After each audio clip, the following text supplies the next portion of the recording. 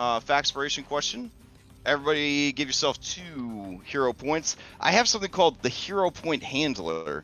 It's supposed to tell you guys, like, hey, you need 2 hero points. But is it doing that for you guys or no? Is there anything when you log in? Is there anything that's like, I don't think so. I'm the hero handler, and I'm here to help you get hero points? Nope. Okay, well, I'll have to look into that. But apparently there's a mod that's supposed to instruct you guys about your hero points and automate the process. But give yourself 2. If you do the recap, you'll get a 3rd. For each hero point, you may draw a card, and that'll last you the whole session. You can't trade your cards. We did have somebody use a card last session, I think, successfully. Yeah, so it's pretty neat.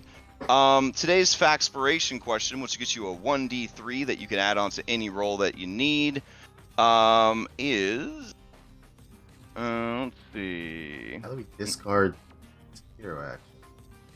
Make it so you have 0 hero points, then there's a discard button, and then give yourself 2 hero points again. Thank you. Ah. So that is the mod I just mentioned. The hero point handler is actually it's just Butler. So Oh. yeah. He sounds disappointed about it. Yeah. All right. So let's see. I'm gonna put. All right. Here's the question: was there a moment that changed your life significantly? Okay. So that is the question for today. While you ruminate on that question, would anybody for an extra hero points? These hero points, they ain't like inspiration. These babies let you re-roll a die after the fact, like you're playing Baldur's Gate. They also let you use special cards that every once in a while might be useful. So, if you're interested in getting this extra hero point, roll a d20 into chat so we can get going.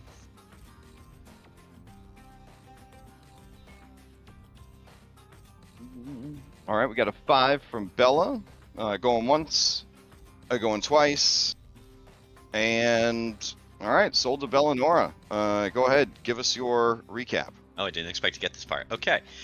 Our session began in the Barrel and Bullet Saloon, gathered with the proprietor and mastermind of our new organization, Phoebe Dunsmith. She was walking us through the fine points of her proposed plan to rob the vault of the Gold Tank Reserve, a shady bank in the Ironside district owned by Ambrose Muglin, where he stores a large portion of his wealth. He offered us modified hats of disguise to get around the city undetected. With that, cautioned us to leave the building before using them, due to the possibility of wild magic surges. On our way out, a shield marshal came in looking for a mid-level criminal by the name of Pauline Blart. The outlaw tried to make a run for it, but was gunned down quickly. And while this happened, we made our way out the back of the saloon. At first, it seemed to be going mostly well. Stax took on the form of a rabbit person. However, my disguise happens to be of the local cook at the Barrel and Bullet, Aaron Hoffman. Not sure what to do with that. And then things really got out of hand when Ketrin's hat set off the Wild Surge. And this was our first time witnessing Wild Surge magic in this game. And it seemed like it was going to be pretty benign, only causing people to teleport 5 feet to the left. But one of the cooks in the kitchen nearby got fused into a counter and was instantly bisected. We fled the scene and made our way over to the Gold Tank Reserve to begin our casing process after this.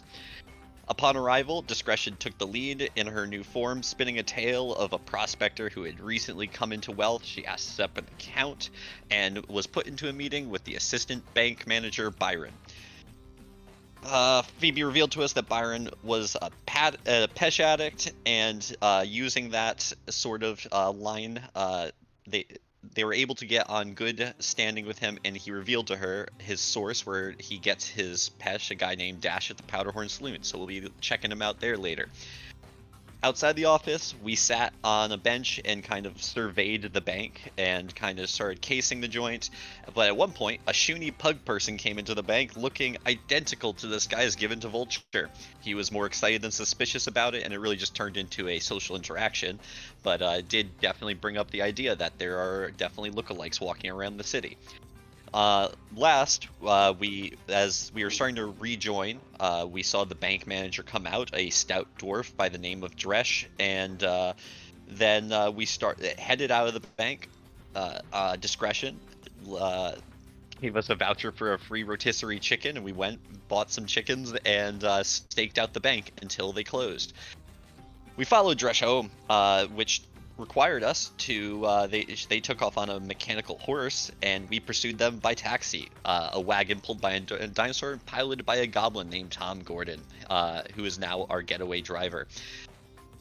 We entered a skill challenge to keep up with her, and eventually made our way back to her home. And then very quickly made our way into some light home invasion. We circled around to the back, entered, tried our best to go undetected. We tried it. Stax had lifted the keys and was taking Dresh's armor and was passing it out the window when the plan all fell apart. Simultaneously, 3 people failed their stealth checks, and battle ensued. There was kind of chaos in the air. Her mechanical guard sounded an alarm.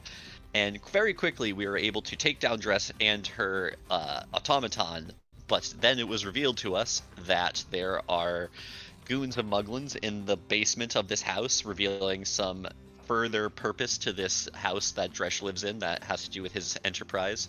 And her maid, or her maid, Sylvie, is for the most part playing along with our situation. Kettrin did a good job talking her down, and she's said that she would talk to the shield marshals on our behalf, but we're not exactly sure what that means going into the future. So here we are, trying to figure out whether we fully commit to the murder hobo home invasion plan, or if we're going to make a run for it. That's where we're at. Beautiful. A hero point well earned, as my Pathfinder GM says on Tuesdays. Would anybody like to answer the fact inspiration question to get that 1d3 after the fact? Bardic inspiration, illegal. Pathfinder, kids hate it. Die. If you are interested, go ahead and roll a d20 into the chat. You may also ask the same question of any NPC you met previously in the campaign, which there's a ton of NPCs yet, but you know, could be fun. Starting off right. All right, Vulture, that's a critical fail. So in Pathfinder, that means we all get to ask you. No, I'm just kidding. So discretion on an 11, going once, going twice. All right, sold to discretion. So discretion. Right. Yeah. What is a moment that has changed your life? Well, last time people found out that maybe discretion had a past as a vigilante called Slither Scale, but what we don't know is why that came to an end.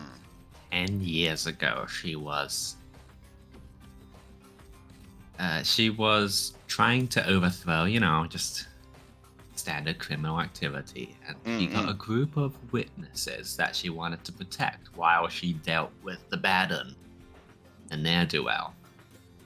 And so she stowed them away at someone she thought she could trust. It's the Priest of Serenway. You couldn't find anyone more trustworthy than the Priest of Serenway, right? Anyway, this man, Victor Shield, while she was out dealing with the ne'er-do-well, he handed them over to Muglins, and they were all killed. Oh, damn. And she, that day, lost her faith both in the faithful and in justice itself. Damn. Okay. And that's how Vigilante Days ended. Ooh. Okay. I like that. Feeling the edge on that one. Some Nightwing. Yeah, some Nightwing vibes there. Okay. So, you may ask the same question of any NPC you've met previously during the campaign. Ooh. Okay, well, I want to know where things went wrong for Loveless then. Can I do that? Oh, yeah, to a certain extent. Yeah. Remember, this is meta knowledge, so you'll be cursed with this info that your character won't so know. Maybe your it's player dangerous. will know. It is. It is a slippery slope. There was a certain group of Greek-inspired heroes that kept asking about the main bad guy all the time, and then they started to get a little frustrated because their characters didn't know all this information that they do. They were putting themselves in a role-play situation. Maybe that's dangerous then. There was a weird hyena person, right, in our tavern? Yeah, Boomer? Yeah. Yeah, I want to know where his life changed. Okay, so his life changed forever. When he was a young pup, he actually didn't grow up in Alkenstar. He was out in the wastes with his clan, and he was bullied all the time because he was somewhat of a nerd. They were like, you gotta be vicious, you gotta hunt, you gotta kill, but he was always trying to invent stuff, which is very hard in the Mana Waste. So he was always like salvaging scrap and stuff. Anyways, the tribe was very cruel to him. They found some ancient salvage, and he wanted to like check it out. They beat him up so bad that he couldn't like stand, and they went to check it out instead. Turned out it was a big ancient bomb. His whole tribe got blown up. He was the sole survivor, and he was like, "Fuck it, I'm moving to the city." God damn. So that's why he loves bombs so much. They liberated him and elevated him to a new life. There you go. No, so sad. And that's why it's fun to ask the sideline NPCs. Yeah, Get yeah. gems like that. Nothing makes me happier than a show that is confident that they're not going to get canceled. So every once in a while, you get an episode just about the B team members. I love those shows. Don't see them as much nowadays because nobody knows when the axe is coming for them. All right. With all that settled, we will return to your gang's home invasion, and we'll see what you guys decide to do. I believe we were just ending the 4th round. Did I leave any notes for myself? Was there anything noteworthy? It's not as complicated as Popcorn Initiative and Paragon points and all that kind of shit. So I think what I see is what I get. Plus, the randomly generated amount of time you have before the shield marshals start converging Yeah, on the I think you wrote in chat, entering round 5, alarm was sounded, guys in basement, vulture posting up as sniper. Oh, beautiful. I did leave myself notes. All right, thank you. Do we have access to the fanspo pod? Because we got a couple that came in. Let's see. Fanspo. Nope, but you will in just a second. You all own Fanspo bot. Hooray. Beautiful. Now it goes up by Thank you, Marcus. Okay. Activates. All right. Here we are. Gonna unpause that game. I'm going to pop out the initiative tracker.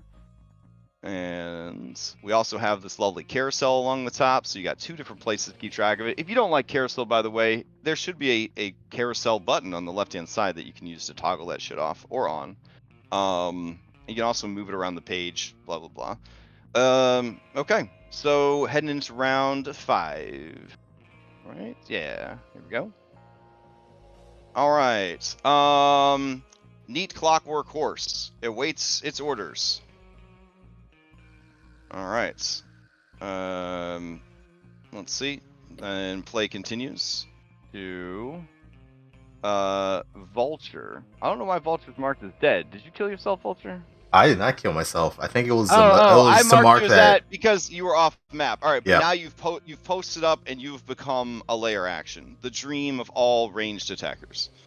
Mhm. Okay. I see that the 3 of my comrades are riding on a horse, like some very weird amusement park ride. However, I do not see Ketrin, so I am going to keep scope watch to make sure that they make it out of the building and for her back. Okay. Dude, I think there's something that I do. So if you're gonna keep watch, are you also stealthing? Because Pac-Man's economy, I'm gonna need an action for the stealth and an action for the seek. Yes. So, hold on. There is. So I will be doing a hover reload to hide. Okay. And then after that, I'm gonna do an automation aim so that I don't have a penalty to a second range of my. Okay. But you're not actually readying a shot, though, right? You're just doing automation aim? Can we? It takes 1 Pac-Man to ready a shot? Yes, and to clarify, it was mentioned by a player in the group that you can ready 2 actions. That is not true. You can only ever ready a single Pac-Man. Okay. Any action that costs more than 1 Pac-Man cannot be readied. All right. So then I am going to hide. I don't think this has any penalties or anything. Okay. You feel very stealthy.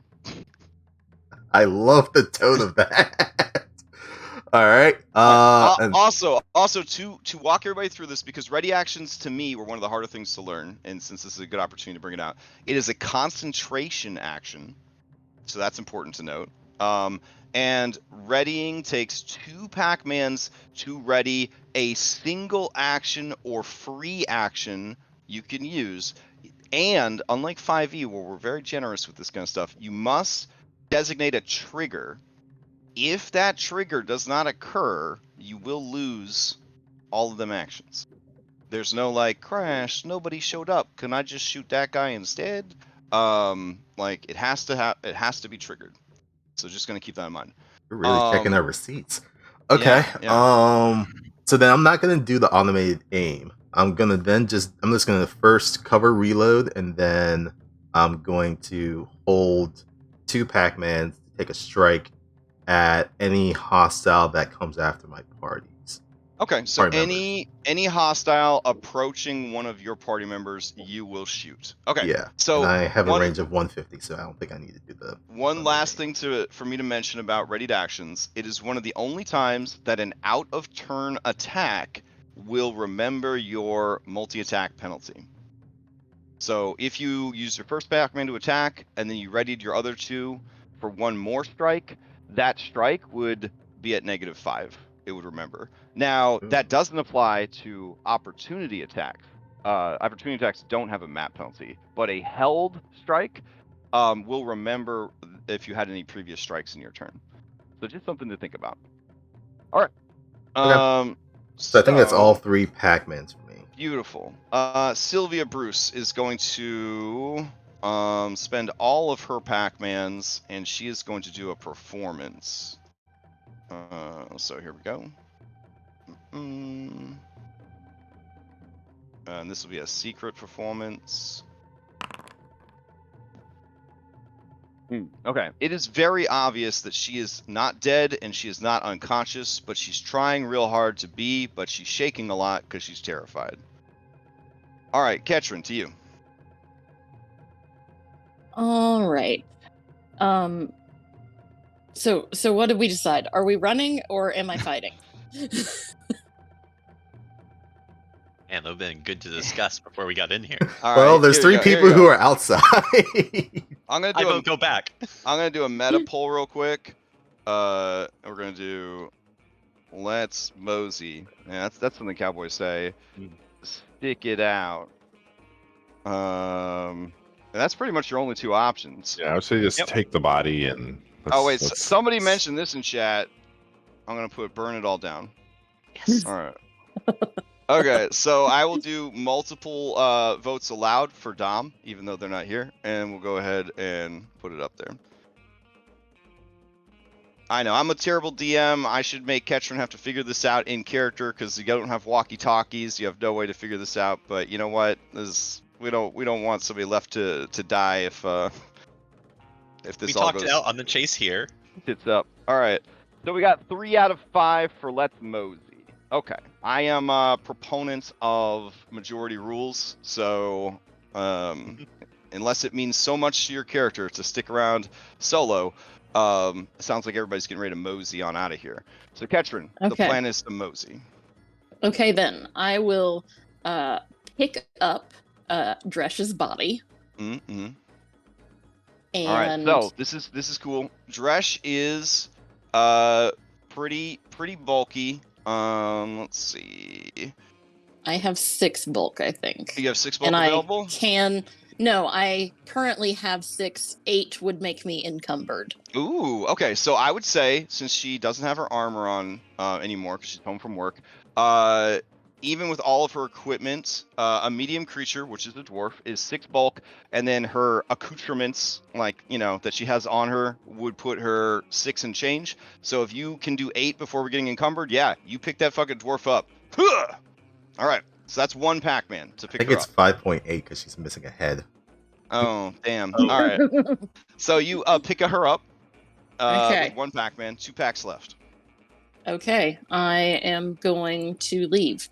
Okay, sounds like a plan. This creature right here, this ornery clockwork hunter, it doesn't want you to leave, but Yeah. you know, you could leave. All right. I also turned on the grid. These maps, I got them from Moulinet, and I assumed that all maps had grids. But apparently, whoever set these maps up, looks like Cthulhu set these maps up. They play gridless, which I'm a little curious about now, if I'm being honest. I cannot walk through the door for some reason. You are a dwarf, so you're very I'm wide. You're hitting very the wall. yeah. You're very wide. All right, hold on. There you go. You should be able to get through now. It's just Okay. her head All right. slams against the door frame as you're carrying her, and it's just Yeah, what's left of it just slops off. Yeah. Okay. All right. So that's 20 feet. Man, that dwarven And- movement. Hell yeah. Yeah. And then we'll do another 20 to get here. All right. And I'm gonna. Oh, well, I don't have any more Pac-Mans, but my intention would be to toss her on the horse. All right, beautiful. I appreciate your acceptance of the pack economy. Play passes to stack the deck. all right. I guess I am. We're on our way out, so the horse doesn't really have. I guess I'll like. Can the horse carry the body? I know that we can't really fit another person on the horse, but like. Hold on. Mm-hmm.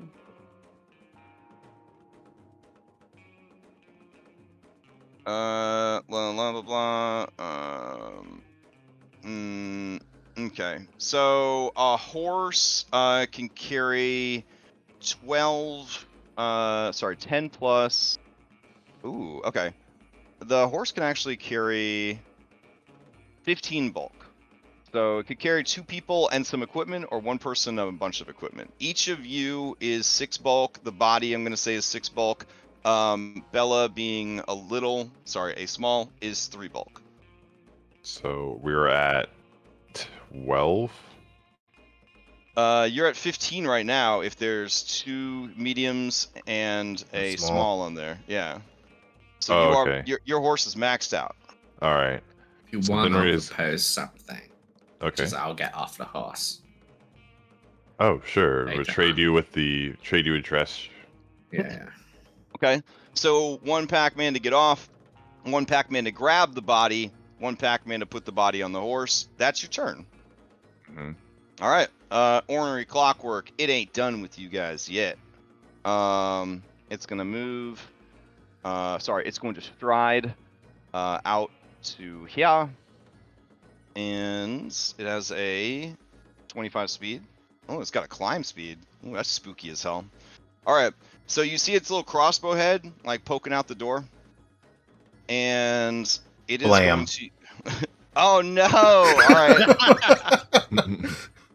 Okay, so it is going to have light cover from the door, which Oof. looks like you factor that in, so that's cool. Oh no, it says you missed by 1, which you would have actually missed by 2 because it would have had light cover. I'm gonna re-roll that. Oh, okay. Pretty early to be re-rolling. I like it. I know, but I want it gone. Bad doggo. Oh, buddy. Okay. Now, Okay, well- so this is a good question people might ask. In some systems, a nat 1 on guns, real bad. It's only real bad if you aren't cleaning your guns. So as long as you're cleaning your guns, you don't have misfires. But if the guns are not being cleaned, or you found a gun that you know was dirty, or you did something that would have gotten the guns dirty, then they would have misfire chances. Yeah, I don't think that happened. Vulture's pretty All right. meticulous with his firearm. Yeah. Well, I'm just letting the people know in case they're curious about what a nat 1 on a gun does in Pathfinder 2. So as you take the shot, you just blow out this window instead. A warning shot. Okay. All right. So ornery clockwork is going to use. Okay. It is going to. Yeah, it doesn't want to give you guys light cover, and if it fires through the doorway, it'll have light cover. So it's going to take a another stride, and it's going to stride to the stairs here, and then it's going to take a shot at Ketrin because Ketrin is bad guy. All right, so here we go.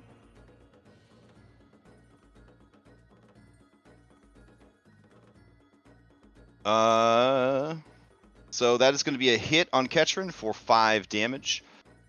And then I am going to mark this guy with a little black dot. Black dot means that they need to reload. So when you look at your weapons, if they have a reload next to it and a number, that indicates that you will need to spend an action to reload, or like Vulture just used the ability that lets him reload while doing something else. So if you end your turn with your weapon needing to be reloaded, I'll put a black dot on your mini so that we remember that it has to reload. So. Oh, you gave me one. Okay, I was about to be like, can I have a reload, sir? Oh, I don't think I gave you one, did I? Or maybe I clicked it twice. Oh, okay. So then that brings us to Bella. All right. And just for my own mental imagery, we're on a horse together, like, front to back, but we're all illusions. So are our illusions like melding together as we like get to, close because together? they are interfacing with each other, yes. Because we did say that this is an illusionary effect, so touching it kind of screws it up. So yeah, as you guys are on there, it's very like cyberpunk malfunctioning hologram kind of thing. Mm-hmm. I'm like ahead of you in the horse, so you got like wings and tails all up in your face. Cool. So, I'm in a big cluster of people. I don't know if that's going to affect me when I make a shot, but I'm going to try to just shoot at the clockwork thing with my pistol. So, Okay. target, and fire. Did it do it? Oh, yeah, strike. Let's see. No ammunition. So, if a creature between you and the target is 2 or more sizes than you guys, the creature space blocks the effect enough to give standard cover instead of lesser cover. I would say that you're not really shooting through the horse, but you're definitely shooting past a bunch of allies. There's wings and tails bumping you in the face, so it is going to have a 1 for cover. Okay. So that would be a circumstance -1 to your attack. All right. I did not add ammo to my character sheet when I built it. Gas. I don't think. Yeah. I guess I should have considered that. I shouldn't have assumed Pathfinder would. I apologize. Is there any way? Do you have money for ammo? I have 2 gold. Okay. All right. So let's see. Go to firearms, and you need some wrap. What kind of gun do you use? A flintlock. I could have sworn I did this. Oh wait, no, I have it. I don't know how to connect them, I guess. Oh, under your weapon, equip it. it's a drop down. Interesting. So if you go to your actions, and then there should be a drop down under your flintlock to add ammo to it. See where it where it says no ammo. There you go. Yep, I got you. Thank you. All right. Okay. All right, so that's going to be a hit. Damage. For 2 damage. And that is piercing damage. Yep. All right. Clockwork takes full damage. Cool. And then I only have a 1 reload, so I would have to use an action to reload, and then I could, in theory, attack again, I guess. Yes, if you're not going to be moving or anything. Yep. I'm on a horse, so I'll let them handle that. So then I don't know if I need to press any button to reload. But no, that's why we're going to use the black dot to kind of show that. Yeah. So I'll attack again, but this time with map. So it'd be -5 plus another. That'll be factoring automatically, and then the -1 circumstance from the cover. It's gonna factor my map automatically if I roll this. Yep. It's right now. It's +6. If you click the map button. Oh. Well, we can -5 from this, so it'd be a 10. So that's definitely gonna miss. Okay. Yep. All right, and that's my turn. All right. And I need black dot, so I will add that. Yeah. And then play passes to discretion. So I seem to have a buff called yellow with unlimited. Yeah, that's duration. your Faxpiration die. That's your 1d3 that you can add like a bardic. Yep. Right. Dismount for 1 Peckerman. Oh, okay. Alright, and now I'm gonna show people why I'm called Slither Scale. I'm gonna tumble through this ornery clockwork hunter. All right. There it is. Go. Oh, That is a okay. success. You have tumbled through it. So I stride through them, and as I'm going over them, I make my strike Okay. on my 3rd Pac-Man. First, I gotta provide myself with a little panache. Alright, but I will not be doing a finisher because I suspect they're probably immune. I meant to ask, can you guys see now in chat if you hit or miss? Is that information revealed to you Yes. guys? I think so, Alright. yeah. Excellent. We don't see by how much, but we see that we hit. Yep. That's exactly Okay. how I want it. All right, so you hit it So for 6. yeah, I scratch them as I roll, as I flip over them. Okay. Except I'm scratching them with my human. Yeah, I was gonna say that must look really weird as an Nice. illusion. You slap it, sparks fly off. You have Wolverine claws. And that's all. Like And the that's slithering part must have been very unnerving. Yeah, watching a illusionary man kind of slither along the ground. Yeah, Hmm. like that new Why Street not? Fighter character. Oh Hockey. my god. Yeah. Animations are great on that. Oh Capcom's my done a God. good job. So good. All right. Oh. Anything else? That's all. Okay. That takes us into round 7. Right? Or no, we were in round 5, now we're in round 6. That sounds right. Okay. Yeah. It's because you passed your turn. Okay. I'm always confused when there's players that are like, I'm well trained. I will pass my turn when it's over, and then I go to pass the turn, and then I get confused. I should really have players pass the turn from now on. That'll be good. All right. So the Clockwork Horse waits for instructions, which is to say, it burns its turn doing nothing. All right, Vulture, you're up. All right, we're gonna do another cover reload. Mm.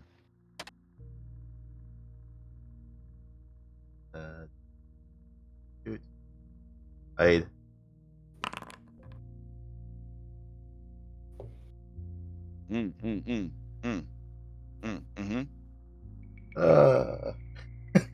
Cool. All right, I take a shot. Okay. Everybody looks across the street. You see Vulture, Skyrim crouching across the street. They're very stealthy. That's gonna hit. All right. Okay, and that's 4 more damage. Oops. Yeah, there it goes. And you blast it. It explodes, but not in a a way that would have cool mechanics. And dies. All right. Then I'm just gonna do. Is there a limit to how many item or interacts you can do? Yes, every interact is a pack. Okay. Yeah. And then I'll spend my last Pac-Man to interact to reload. Okay. It's very simple in that there's barely any free actions in the game. So anything you could think of is an action. It would take many rounds to go to the bathroom if we walk through every step of the process. every interact, if you know what I mean. Would be I mean, enough to be be fair, back it does take me longer than 6 seconds to go to the bathroom. I know, but I'm having such a time because I'm still running 5e games, but now I'm running Pathfinder games, and I'm getting into the feel of Pathfinder games. And then we were playing on Thursday, and I was like, God damn, guys! It's like, can other people take their turns already? Because they're level 6, so they just have decent action economy, and they're just doing more and more stuff, and I'm like, oh my god. Yeah. Well, on a hit, this ability activates, and Yeah, exactly. All right, so Pick a combo breaker. It is dead. Sylvia's definitely unconscious in there. Catchman, you're up. Okay, so I'm gonna look at Stack the Deck, and I'm gonna say, Sorry, Sonny. I'm old, and I'm gonna get on the horse. Right. And then so that is one action. I direct the horse? So one person may pilot the horse. So who would like to pilot the horse? I mean, I'm going to pilot the horse. All right. So you may pilot this horse with the crafting skill. Okay. So shall I make a skill check then? Yes. Go ahead and give me a crafting check. Okay.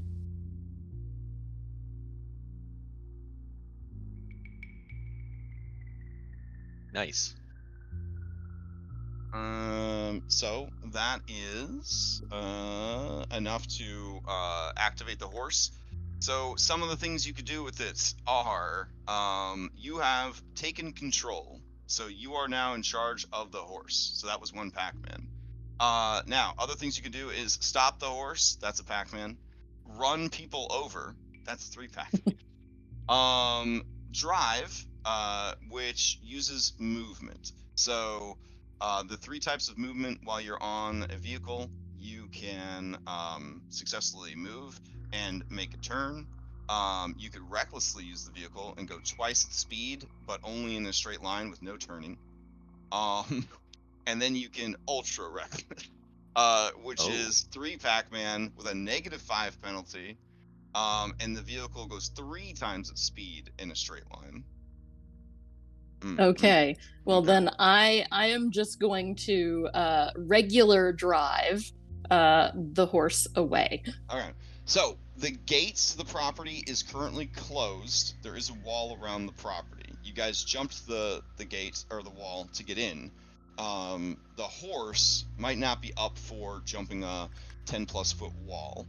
Okay. All right. So you may have to run down that gate, or you guys may have to find a way to open the gate if you want to ride out of here on the horse. Well, I You will have move keys. up to the gate. All right, so you ride up to the gate. I love it. We're good. Okay, that is your turn. Play passes to stack the deck.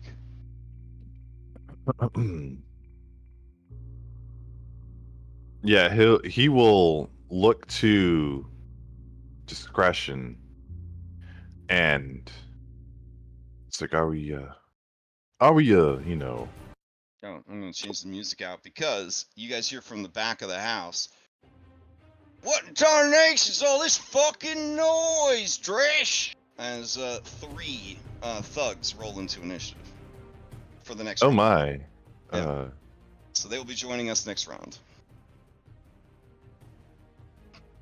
We could have taken him. I mean, we still can. Horse gone. You guys gotta open the gate. Yeah, you guys are down by the gate. Yeah, you. Looks like our services are still required. Discretion. And he like peers into the hallway. And I motion to Sylvia. It's like, Sylvia, you better best get gone. And he if she could hear me, if she's still. She gasps because she can't believe that you could tell that she was faking with her 3 performance. Mm-hmm. All right. So Yeah, and I just tell her to like either bolt out the back or out the front, and with us, or with the out back towards the backyard, and just so she doesn't get harassed by these thugs. Okay. And then?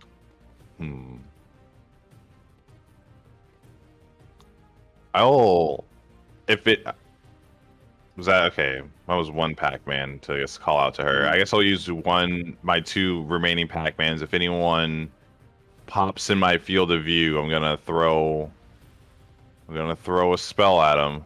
Oh shit. Okay. All right. Noted. So it is currently 7:30 at night. It looks like. If you wanted us to be finagly with rules, right?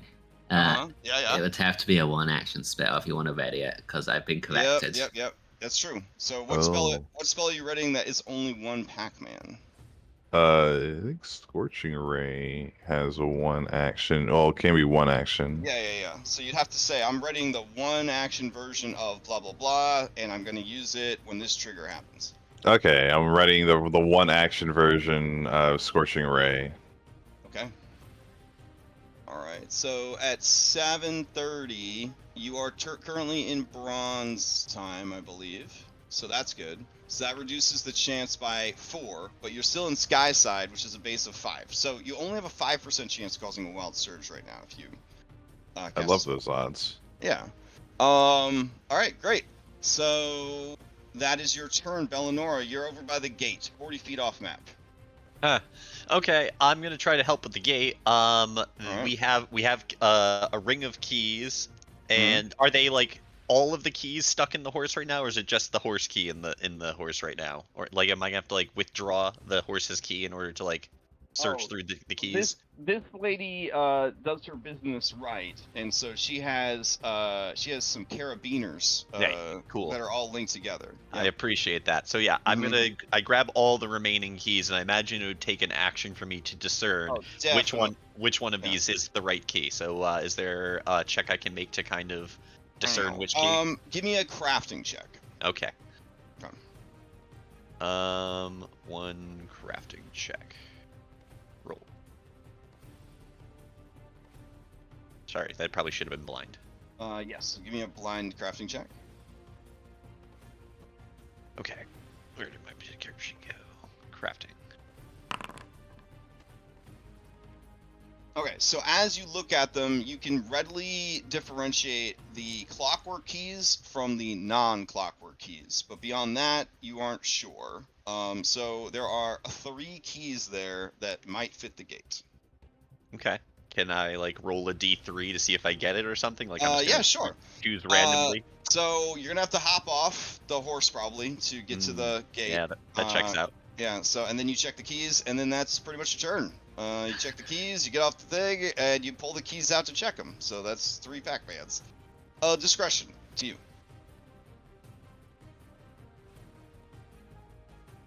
Yeah. What? Okay.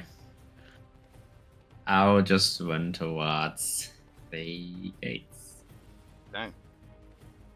Sounds like 2 Pac-Mans to get there. Oh, my mistake. There are actually 4 keys. Looking at all the places that she would interact with, there'd be 4 keys there. Lady's got a lot of keys. So, discretion. What are you doing? Sorry. Yeah, I'll just run to the gate and Okay. end my turn next to the gate. All right, taking a bunch of strides to get by. Oh wait, I'll draw into my hands, but not consume a potion of expeditious retreat just in case. Just in case. Okay. And that's 3 Pac-Man. The hand economy, so important, so important. All right, the horse is now being controlled by Ketrin, and so the horse is just waiting for further instructions, essentially. So I'm just gonna, I believe now that it's functioning as a vehicle, it doesn't really have its own initiative count. So yeah, we're gonna go to Vulture. Oh shit, I had to roll these dudes into initiative, hold on. So before we go any further, let me get these guys in. And...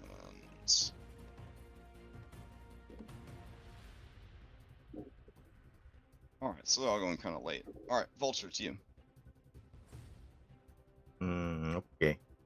I gotta pass one of these eye checks, right? Sure. There you go. You guys lose sight of Vulture. Okay. And then I will spend 2 Pac-Mans again to ready a shot at who comes after my allies. Okay. That's it for me.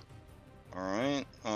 Sylvia is going to get up, and she is going, that's 1 Pac-Man. She's going to run here, or stride here, that's 2 Pac-Man, and then she's going to go upstairs. That is 3 Pac-Mans. Alright. Ketchum, to you. Okay. Bear with me. I'm not currently in Foundry because my computer hates Foundry ever since we started this game. I don't know why. Aw. Okay. Anyway, what I'm gonna do is, I'm a pretty impatient person. I am just going to have the horse run down the gate. Oh, beautiful. Okay. Mm-hmm. So, ramming into them, blah blah blah. You maintain control of your vehicle. It can move twice its speed. It can attempt to run over, choose the small on the vehicle, or ram a creature or object in your path. Okay. So, yeah, I'm gonna give you essentially using crafting to pilot this creature. So you're gonna give me a crafting check, and we're gonna use that as like a force open on the gate. The size and bulk of the horse will more than make up for its lack of a crowbar. So go ahead and give me a crafting check. Okay. Oh, all right. So as the horse slams, it rears up and slams its hooves and its bulk into the gate, it goes, and it kind of bends outward a bit, but it is still holding on. It is enough for small to go through easily. A medium could kind of really force themselves through. A large probably ain't gonna make it. But you do kind of bend and the gate outward a bit, so that there is a space to get through. Okay. And how many actions was that? Unfortunately, with a vehicle, run over uses all three of your actions. So you did kind of Okay. smash the gate outward, but it did not fully break the gate open. Okay. Then I will. That is my turn. Okay. Stack, you're up. All right. As watching Sylvia run away, I don't think it's worth trying to barricade this door down. He'll just run off with the rest of the gang. He'll stride off. All right.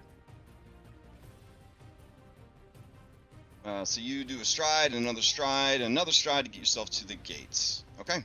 Bella, the gate is busted, but much to your wonderment, the locking bolts are still kind of holding on for dear life. And I've been working my way through this keychain. Can I perhaps try to now sort down out of these 4 that I have to to narrow it down, or should I just start choosing at random? You got three times that you could put it a key and turn it. So all right, I'll take a 3 out of 4 odds. All right, so, roll me a D4. All right. On a 4, it's the right one. Okay. Now roll me a D3. On a 3, it's the right one. Hold on, I gotta type that one in. That's a dash. 1D3. Hey, all right. So the gate unlocks, and with the pressure that this horse is already putting on it, the gates fling themselves open to the streets. And I have one more Pac-Man, so can I get back on the horse? You can get back on the horse. Beautiful. I do, and that's my turn. All right. Key is still in hand, of course. Yes. All right. Confused Thug is gonna spend a stride, and he's gonna run into the kitchen. He's gonna see all the blood, and he's gonna be like, "What?" And then let's see, why are all these guys missing health? That's kind of weird. What are you guys doing down in the basement? All right. First rule about Fight Club. Yeah, right. He'll use a second stride action to head to here. And then I guess a third stride will take him to the front door, and he will see all you guys down by the gate. And he will be shouting. He has a pistol at his hand, but no Pac-Man's left to fire it. And then Clay will... Oh shit! Okay.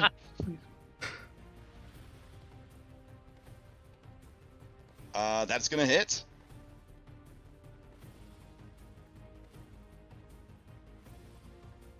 All right, so 8 points of damage to Confused Thug. Takes him past Bloody. And he is gonna shout out in surprise and confusion, because he's confused. Fair Thug is gonna rush in. He's gonna take a stride. He's gonna move. they're having table talk. He calls back to the thug. He says, "They got a sniper." And then Fair Thug says, "There's so much blood. Who the muggling pissed off this time? You think it was the Gilded Gunners?" And then Confused Thug says, "Beats the fuck out of me. I'm gonna need some cover." Alright, so then Fair Thug is like, "I don't have the cover fire feat." So he's going to, he's got one more pack. Alright, he's gonna move up, he's gonna peer out the window. And he's gonna say, "Well, there they are." As he looks down and sees you guys at the gate. Alright, discretion to you. So the gate is now passable? Yes. You guys could just leave the encounter if you want. I move 90 feet in the direction of leaving. Alright, fair enough. Let's see. Alright. I did the thugs out of order, my bad. Anyways, Thoughtless Thug, he's gonna come and use 2 strides. And he's gonna be cautioned away from the door by this Confused guy. Thoughtless is gonna move in here to this window and peer out. And that will be their turn. Alright, top of the round. Horse is now a vehicle. Vulture, looks like everybody is heading out. I will do a cover reload.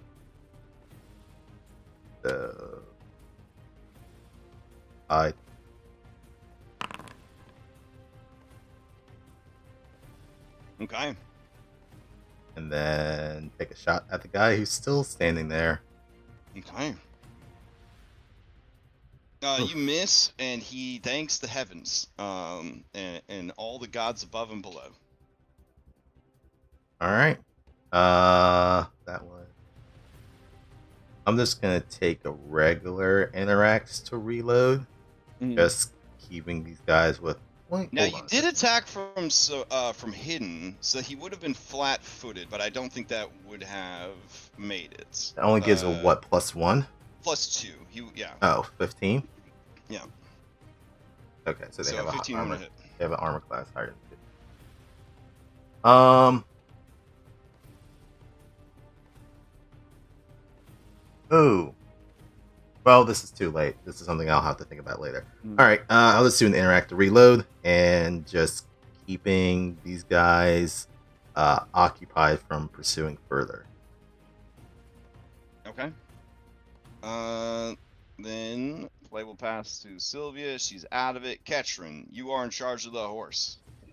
I am going to take the horse Mhm. and move non-recklessly away.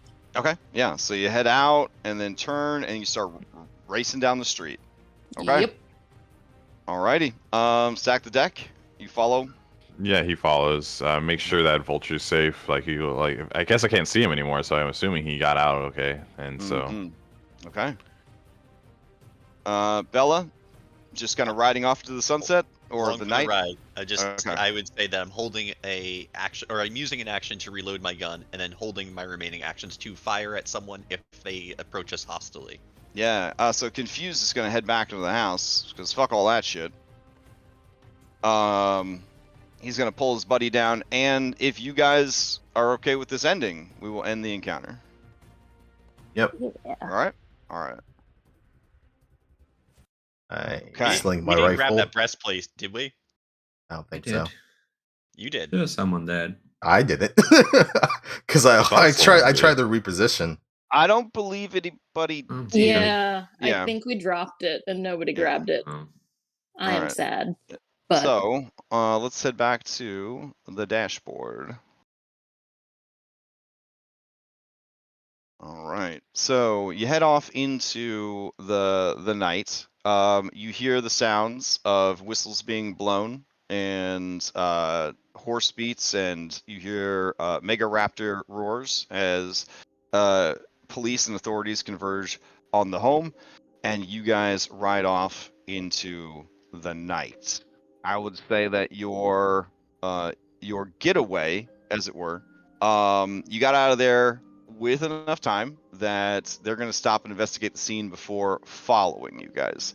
However, the rest of the night, they are going to be on the lookout for you guys, and they have a description from eyewitnesses at the scene, because why would criminals hide the fact that they were staying at this house from corrupt police? Question mark. So overall, you guys, if you keep your disguises on, that's what they're going to be looking for, right? Because everybody had their disguises on during the thing. All right. So for the rest of the night, at least, possibly going into the next day, they're going to be on the lookout for those individuals. All right. So what do you for a guys do now? 6-foot Gus. What district are we in right now? We are in the sky side. Yes. So I will move you are here. Let's see. Because we're going to the Powderhorn Saloon next to find Byron.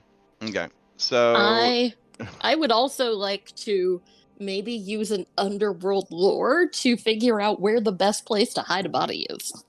Okay. So she lived down In the river. I was about to say, Alken Falls will probably deal with that for us. Okay. Yeah, So you guys are just gonna ride up to the river, toss their body in. Okay. Not before we search it, Oh, okay. So she has a lovely pair of house slippers on. I mean, I'm gonna keep them. Okay, fair. You can never have too many house slippers, guys. All right, fair enough. I got fair enough. corns. I got corns. They are very nice. I add fine house slippers as an item to your character sheet. I don't know if their compendium has it in there or not. Let me check. Let's see. Slippers. There's no just regular slippers. All right, yeah. So you'll have to add that custom item to your inventory. It has negligible bulk, because they're so light and airy and fluffy. Yeah, no, on her person, because she kind of settled in for the night, she doesn't really have any equipment on her. So she would have kind of taken off her armor. Would she have kept her belt? I don't know if you're relaxing at home, if you keep your belt and belt pouch on. Probably not. Oh no, definitely. Yeah. So yeah, other than her ruined clothing and comfy slippers, there's nothing of value here. All right, in the river. Okay. You foist her off into the river, which flows south, and the body, being a dwarf, is very dense, and it just quickly sinks below the water, disappears into the inky darkness of the night. That didn't go as planned. Fine. All right, let's head to the Powder Horn and find Byron. Yeah. Our time is limited. What do you mean? We got the key that we needed. We need two We keys. need both keys. The other's in the Yeah. Powderhorn Saloon. Well, that's Just unfortunate. This should be pretty easy, hopefully. Let's just get him off his rocker with some passion, take it off of him. I mean, I could hit him a couple times and we could take it from him. If we run out of time, absolutely. I've got 2 gold. We're going to need to buy a few doses of Pesh. Anyone else have gold? I run an orphanage. I'm always broke. Literally I always. have silver. Okay, this isn't going well so far. I have a gold on me. That should be enough. I'm going to hope that 3 gold and 3 doses of Pesh is going to get the job done. And if not, Ketrin, punch him in the face. So 1 dose of refined Pesh is 2 gold pieces. Okay. Now you can get unrefined Pesh for 1 gold, but it is much more dangerous to use. Yeah, I don't know how to make refined Pesh. I know how to make it well enough to make Pesh bombs, which is, a crude form. Yeah. I used to make Pesh, but it's problematic. Mm. It destroys people's lives. Yeah. I only do flay leaf now. Okay. Right, and so does Muglin. He destroys lives, so do we care? Alright, I'll take you guys over to the old theater district. Alright, we will assume to cross districts with the bridge, and you're trying to avoid detection from the guards and whatnot. I'm going to say it takes at least 30 minutes to get across town, plus you had to drop off the body, so we'll go 1 full hour passes. The arbiter of time. Alright. That puts it at almost 9 o'clock at night. So I feel like all of the street vendors, they'd probably be Still in business. I'll get rid of all these children playing in the square, though. They're definitely not here anymore. We're looking for a man named Dash or Dashing.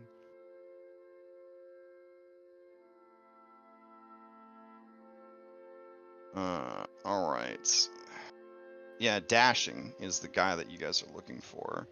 All right. Let me adjust the lighting on this map because it's nighttime.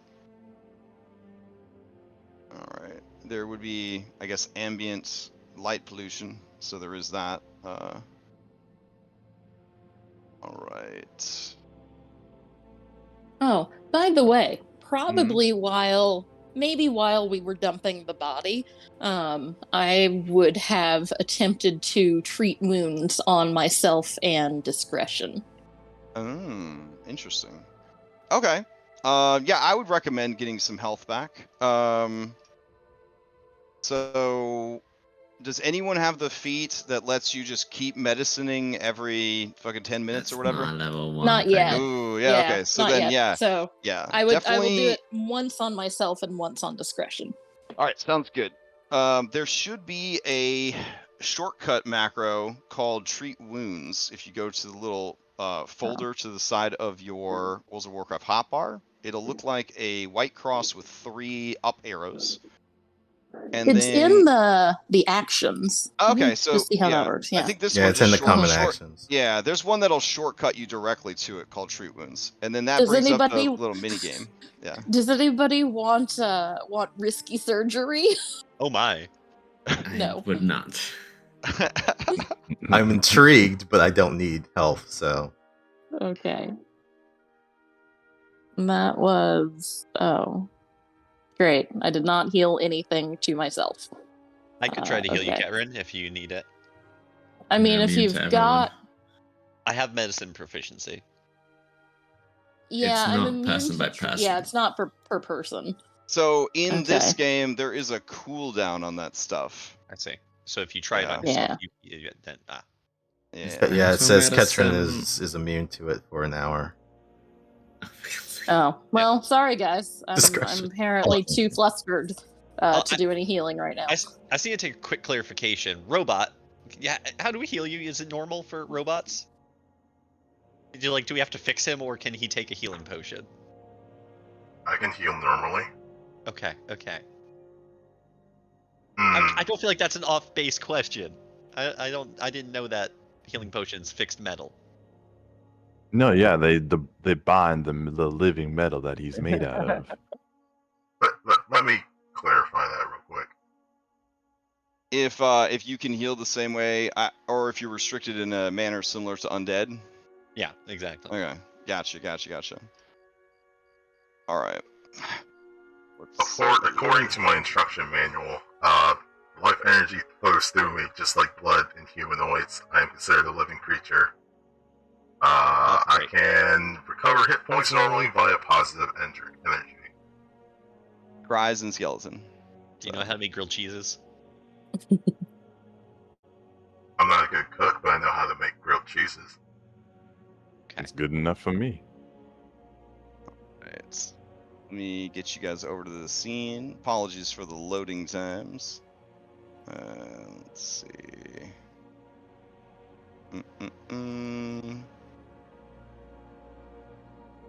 Alright. Cool. I was trying to figure out why the lights don't work. The lights are so advanced that it wasn't dark enough for the lights to turn on. Good times. I'm assuming everyone is keeping their disguises on? Yeah. Alright. Yeah. Cool. Alright. Beautiful. Alright, I'll bring you over to the theater district. So, those of you who live in Alkenstar, which I guess is all of you, you did hear about this fancy-ass theater house burning down a couple months ago. The property has been up for sale, but no one has been able to finalize the sale and has not rebuilt it yet, so that's all burnt down. As you enter this area of Smokeside, it is upscale compared to most of Smokeside. Anything that's close to the river and close to bridges to Skyside is generally more upscale than the stuff that's in the southwestern portion of Smokeside.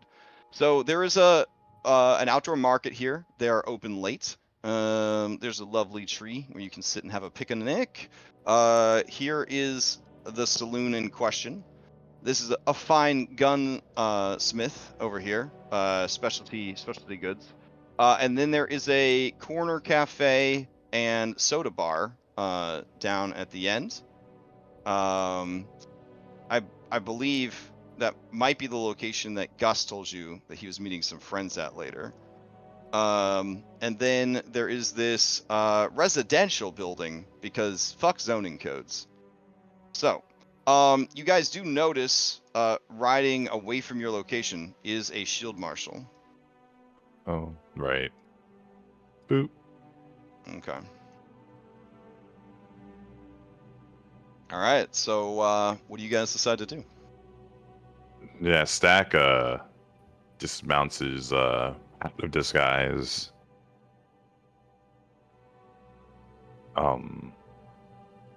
This is when we split up and look for clues. Yeah.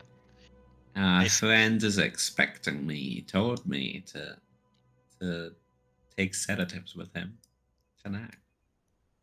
You're taking off your hat. Oh, no, I mean, no. Well, is somebody taking off their hat? oh, should we take off? I thought it was like they're looking for us, and so. But they're They also are. looking for you. Right. They're looking for both of you. Yeah, both your Tom Cruise face and your rubber mask face. Yeah, are and both, if we were to try to take like a bandana and put it over our face right now, it would just go through the illusion, right? That's a good.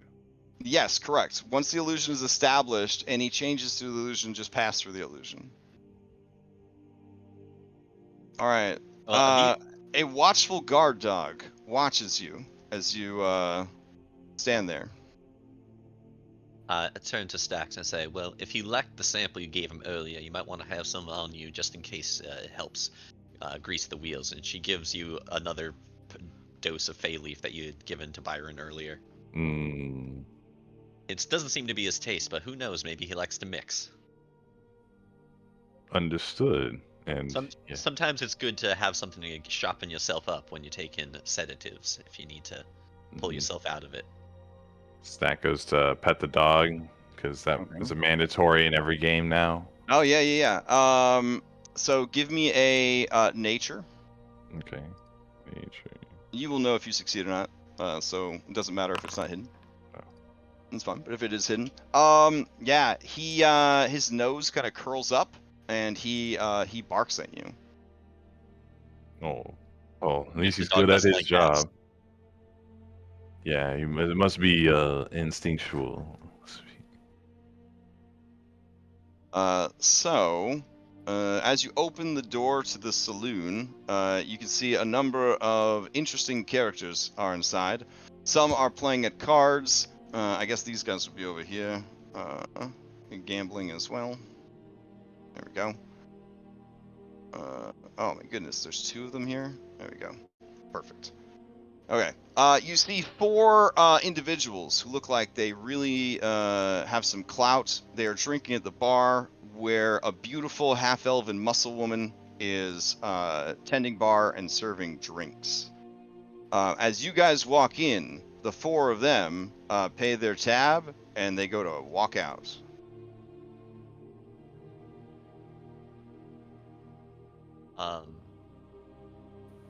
As we enter the space, I'd like to try. Yeah, they say, "Excuse me," as they kind of head out into the street and away.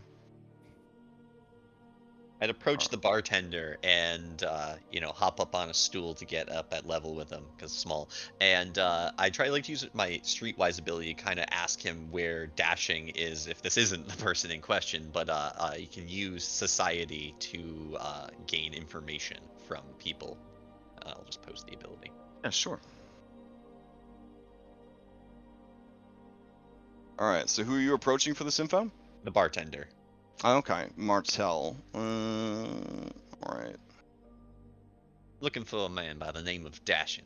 He, from what I hear, he is quite the proprietor of exotic goods. Okay, so as you approach, you can use society. You can use recall, knowledge, action with society to know some sort of information you could gather with diplomacy to gather information. All right, so give me a hidden society. Okay. Skills on society there.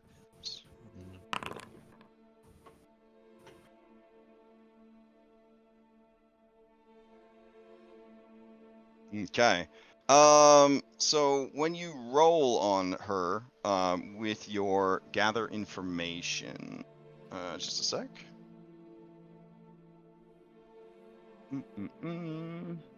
All right. So as you gather information, this is an exploration action. So this is what you're going to be working on for the next, we'll say ephemeral time period. Typically, gathering information per the rules takes 2 hours, but exploration actions are they're whatever time that is not combat time that the DM deems they need to be.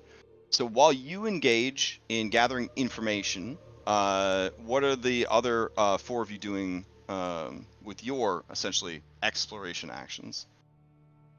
And there is a macro for exploration actions. Let's see. Where is it? Okay, so exploration activities request. Nice. Let me see if this works. Stack. I'm gonna use it on you. Okay. Did it work? Avoid notice. Oh yeah. Exploit. Yeah, I can see Okay, like a whole big drop sweet. down. All right, Ketrin, I'll request from you, and Vulture, I'll request from you, and Discretion, I'll request from you. Neat. Okay. So the different things that you do when you're out of combat, you should always be doing a exploration action, because some of them, even if it's just like you're a person that carries a shield and you've always got your shield raised. I know that sounds silly, but having that extra 2 armor class, is, before initiatives even rolled and combat starts, it's pretty useful. So yeah, like it's always good to just have something that you're working on. All right. So Discretion, you are also gathering information. Yeah, and Alright. I apparently take half the time to gather information because I'm a hobnobber. Oh, nice. Okay. Typically reducing the time to 1 hour. You're a master in diplomacy, and you gather. All right, so you're gonna be a hidden diplomacy for that. Yeah. All right, Stack, you are learning a spell. Well, no, I wanted to see what it entailed, but I was gonna gather information. Gonna go to this Okay. like poker table, Oh, nice. Okay. So go ahead and give me a hidden, unless you have some skill that says otherwise, give me a hidden diplomacy. I have a plus lore games. Ooh, okay. I would allow you to roll a hidden lore games because you are trying to get info from the gaming table. That's pretty cool. Yeah. All right. Which table? You want to muscle in on? Okay. All right. Yeah.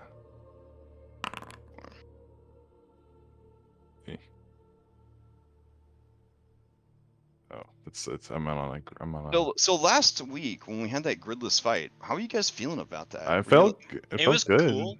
It Yeah? just requires you to be diligent about putting yourself at your range. Like I Yeah. accidentally was like a foot off, and it did mess with the targeting math. But otherwise, it is Interesting. cool. Yeah. I'm curious. I'm thinking about it. You're gonna Yeah. Don't see in what way release it the would be shackles better. of the gridded world. Release. Okay. So let's see. You're doing a check. Discretion. You rolled it. I see. Ketrin, you are defending. All right. Sounds good. So you're on guard. You got your shield ready just in case shit goes south. I got you. Okay. Is that everybody? Vulture, what were you doing? I'm gonna try and be as inconspicuous as possible and just avoid this. Okay. Fair enough. All right. So I will say then that the people that are gathering information, because you don't have the feat, it is going to take a while to kind of loosen the lips of these people and get that information that you need.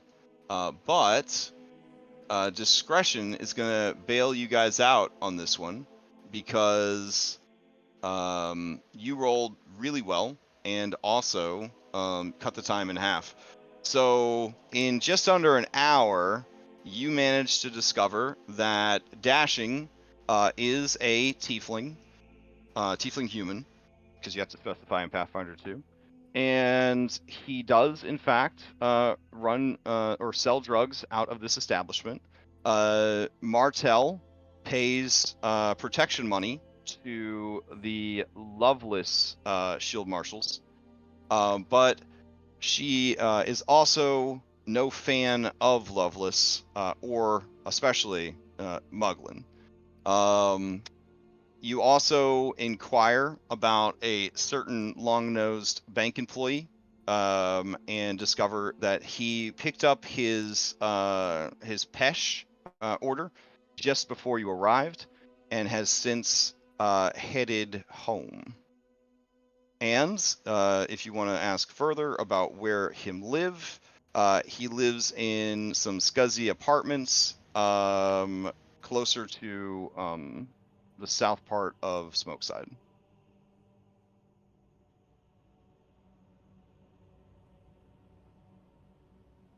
All right.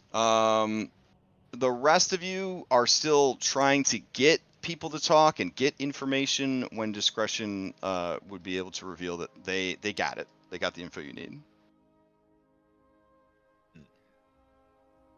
Should share it all with you guys, and then also just like random facts about the people whose lives whose people she was talking about.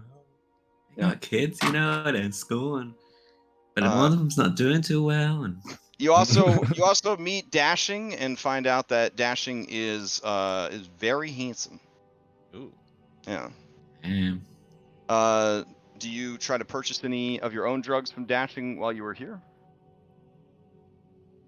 that would be the sensible thing to do. I will buy a ration of Pesh from him to grease the wheels in case we find Byron. Okay, so do you want refined Pesh for 2 gold, or do you want unrefined Pesh for 1 gold? I'll ask him for refined Pesh, and I will bat my eyelashes at him, and I'll say, I don't suppose you could pass along a recipe with that. Oh wow, he laughs long and hard. It's a full belly laugh. He has I'm no. not pretty. I forget that I'm not pretty right now. Yeah, he has no intention of handing over his recipe. Fair. It's a good In businessman fact, right there. when you arrange the deal, he takes your money and gives you nothing. About 10 minutes later, a woman says, "I think you dropped this earlier," and she gives you a nondescript package. That's a professional right there. Never keep the drugs and the money in the same place. All right, so I will add Pesh to your sheet, and you will get delete 2 gold. 2 golds. Basically, all of my money. Spent all my right. money on drugs. Tragic. Let's see. Refined Pesh. There we go. They got everything. This is so nice. Okay.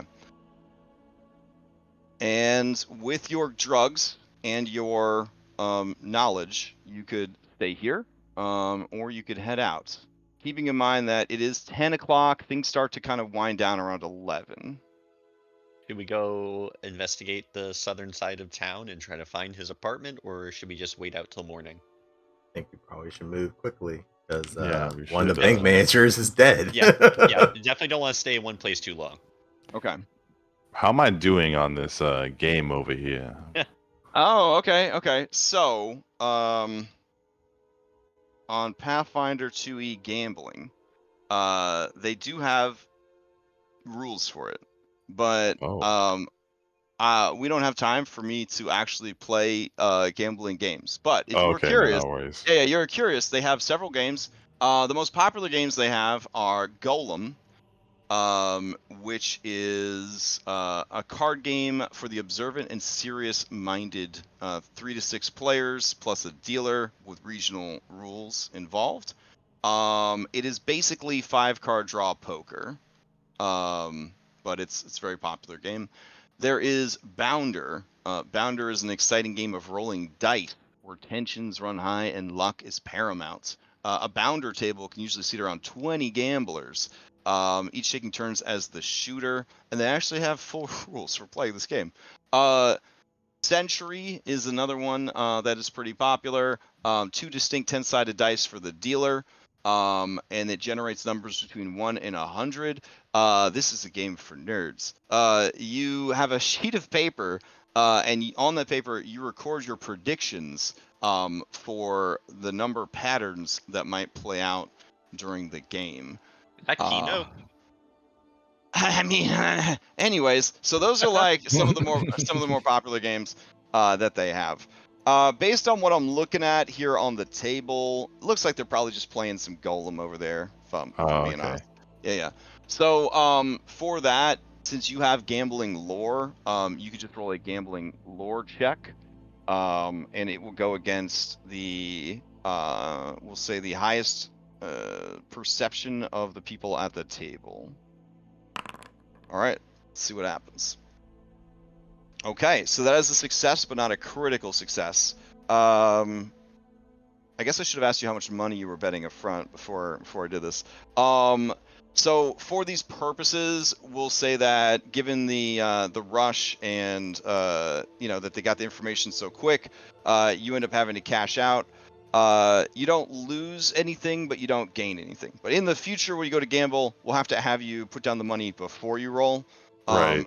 And then, yeah. So then we'll do, on a fail, you lose the money. On a critical fail, you lose the money and then the money again. On a success, you'll, I guess, double the money. And on a critical success, you could triple the, or not triple. I'll figure it out.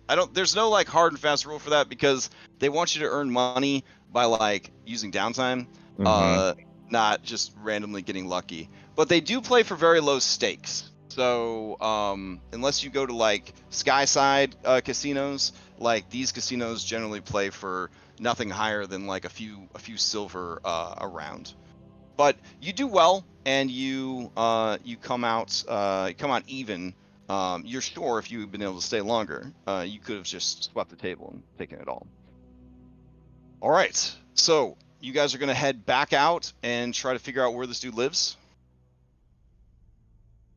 Yeah, and as we leave, I'm gonna try and treat wounds again because it's been an hour.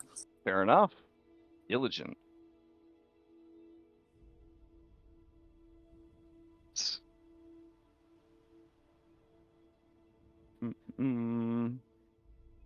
Cool.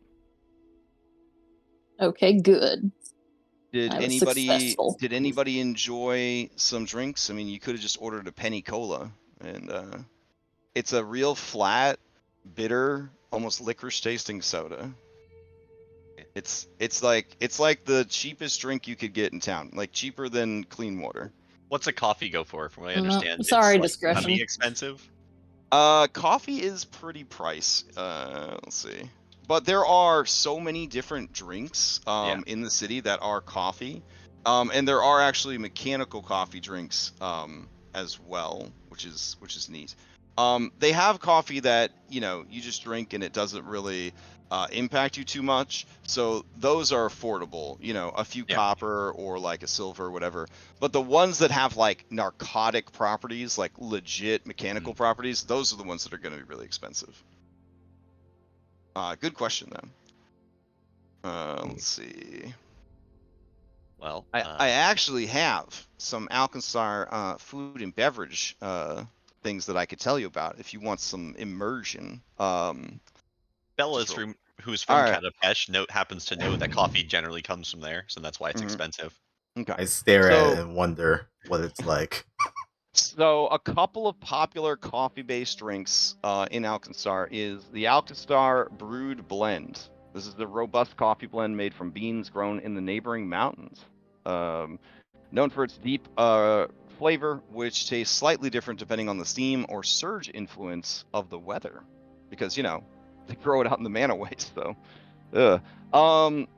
There's also the Steam Espresso Supreme. This is a strong espresso infused with a touch of caramel, steamed milk, and offers a balanced richness. And there is the Mana Waste Cold Brew, a cold brewed coffee with a hint of almond, which is a very easy drink to hide arsenic in, by the way, and a splash of almond milk for a smooth finish. People that drink this are considered very bold because, you know, what if you're being poisoned? There are people that have started mixing tea and soda and coffee together because this is a city of invention, goddammit. The most popular one right now is the Elixir of Invention, a fusion of herbal tea, soda Wait, pop, what? and coffee. It creates a layered and intriguing concoction. I think I know how to make that. Said to change flavor as you go. Oh. Oh, what? Oh no, I was saying, are these vendors selling paintings? Oh, out on the streets? Yeah. Yeah. There's an artist selling paintings. Oh, okay. Yeah. You know when you this go is to good, like Stinky. you know when you go to a downtown area, you know, like vendors set up and you know things like that. Yeah. All Can we get a close up of this one's art, by the way? right. Sure. It's called Stinky, apparently. Yeah, he's a mastermind. All right. So I'll get you guys back onto the map, and you'll try to head over to this dude's apartment. Okay. All right. So you follow the directions. He apparently lives in a real like shithole. They're like second-story row house apartments essentially. So there's like businesses on the first floor, but they rent out like the rooms on the second floor. He lives in one of those. Based on your check, discretion. Based on your information gathering, you also know that he used to date Martell, who owns the Powderhorn Saloon you were just at. She is sad for him because Pesh ruined his life, but it hasn't stopped her from like letting drugs be sold in the place because, quote unquote, every man makes his own, digs his own grave. It's up to him to decide when to lay down in it. Yeah. Did she say what business he lives over? He lives over a loan officer and a stable. Oof. That's not good for a drug addict. He used to have a nice place just north across the bridge. But yeah, the you know, 2 gold a pop. I mean, that drained the coffers real fast. So he lost his house. He's renting a shitty place above the stables. It sucks. A vicious cycle. Yep. But you guys follow the directions and you kind of stand in the street outside. How do you want to do this? So Wait, we can't say that. We can't say that. Oh, right, my bad. Um. Oh, the game's over. We has been sued. All right. Earlier, I talked to him at the bank in my disguised self. Mm-hmm. And, you know, we found common ground, by which I mean I lied through my teeth to find common ground with him. Sure. So what if I take the cash and I'm like, you left the saloon before I found you, and then I like take the cash out and be like, got you something. Okay. Yeah. I like where this is going. And then I somehow managed to avoid taking drugs, but probably fail. All right. So I have a very large map that has many, many buildings on it, but I think that all of you against one opioid addict will probably not result in combat. So we're gonna theater of the mind this. Cool. So, okay. So we'll see how things go. All right. By the time you get there, it is already like 10:30 at night. And the businesses are kind of getting their last calls out, getting ready, you know, heading towards 11 o'clock when everything's going to hard stop, like shut down for the night. Everybody's going to try to get that meager amount of sleep they can before they wake up to work their asses off again the American dream. And so let's see. I have opened the wrong adventure. It was just the maps. I was bamboozled. All right, there we go. Okay. So Byron is upstairs. You take the wooden stairs on the side of the building up to the balcony. He is the first door, allegedly. And discretion, are you the only one that's going and everybody else is going to be on point on the street, or do you bring anybody with you? I mean, I'm pretty good with lockpicks, so. Yeah, I can just Okay. like shout out if something goes wrong. Okay, I'm so- pretty sure I can make some like pretty distinctive noises, given that I am technically still in dragon form, Okay. and I imagine that my throat is a bit different than a human being's throat, so I can probably Oh. make some like T-Rex shriek type thing, except less. Is this to get his attention in the door, or are you discussing Uh, possible like I need help signals? Exactly. Oh, okay, Yeah, okay. Yeah, it's the latter. I was like, all right. I mean, weird flex, but keep bragging. No, I no, guess this you can make would be- dinosaur sounds. This You would guys be also to- have a stolen horse. Did you wanna ditch that, or you just kept it? I've been wondering about the horse. Put it in an alley somewhere. Maybe you need it. Yeah, All right, you guys just leave it in an alley somewhere. All right. fuck all right. some trash cans around it, sort of. Doesn't matter. It's a horse. Okay. So Ketrin, you give it a final command to rest or power down. Do you keep the key to the horse, or do you? Oh leave the yeah, key, definitely. Or do you leave the key with the horse so that other criminals could steal it and then it's their fault? They Ooh. did see us steal it. Do horses have like license plates or any sort of identifying I was information gonna on them? say. Serial It is- number. yeah, they would likely have serial numbers on them to track bills of sale and stuff like that. This is a very it's a crime city, but it's also full of engineers. So they definitely would have a lot of meticulous systems in place. The two top gods are the god of civilization and commerce and the god of invention. So yeah, there's probably serial numbers and all that shit for tracking stolen clockworks and things like that. I mean, we could file off the serial numbers and vent it to someone. Hype. I love where your head's going. But we are starting to accumulate a bunch of assets that belong to Muglin and his cronies. Like we have the wagon and the dinosaur, and now we have the horse. Eventually, this pileup is gonna be noticeable.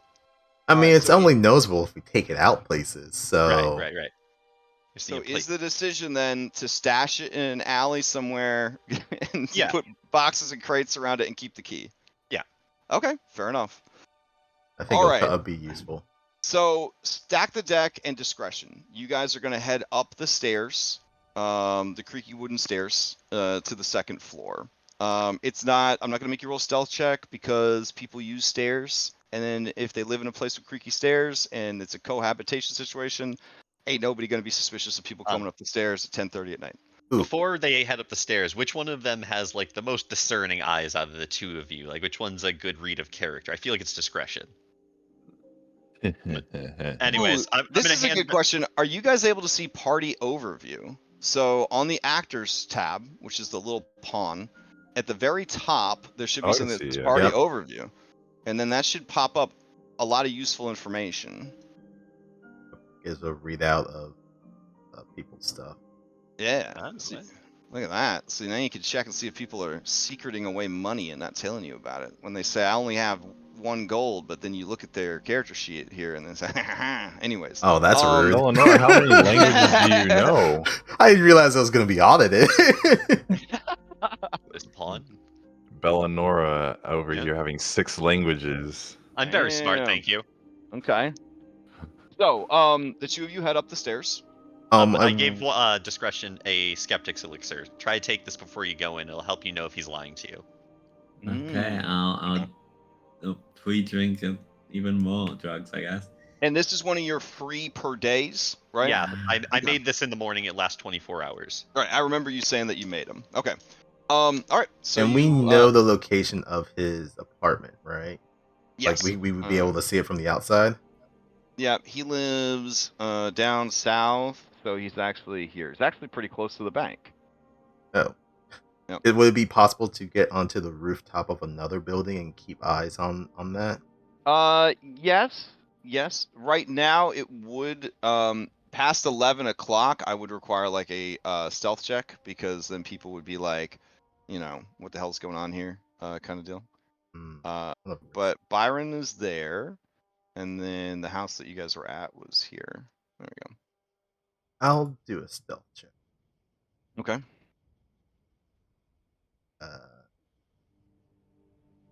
Yeah, sneak. Okay. All right. So Vulture, you go and you climb up the wooden balcony across the street. And it's still kind of like there's still people coming and going and traffic on the road. So like people don't really notice you as being an issue because it's still, daytime. You feel that you could, once there's less people, crouch behind the railing and be hidden. But right now there's still a lot of foot traffic, so people are going to be able to see you. Okay. Yeah. But so pulling out your gun right now might be. Yeah, I'm not gonna do that. Yeah. I'm just gonna be a lookout for Okay. anything that's happening. Great. So what we could do for you guys who are not actively dealing with this guy is I could select all of you and do exploration. So I did a group. Did all three of you Yep. get it? Yep. Oh, so cool. Oh my god. All right. Starting to think that this Pathfinder 2 Foundry thing is kind of Legit. it's kind of nice. Yeah, because all the Yeah. nerds are working on Foundry mods, and so Yeah. The benefit of a more nerdy game, you have access to them nerds. The good stuff. We just got the theater kids over in 5e. What the fuck did theater kids ever do for you besides ruin your life? All right. That laugh was sad. All right. I mean, it's fucking true though. Discretion. You guys are at the door. Let's do it. I'm gonna knock on this Okay. door.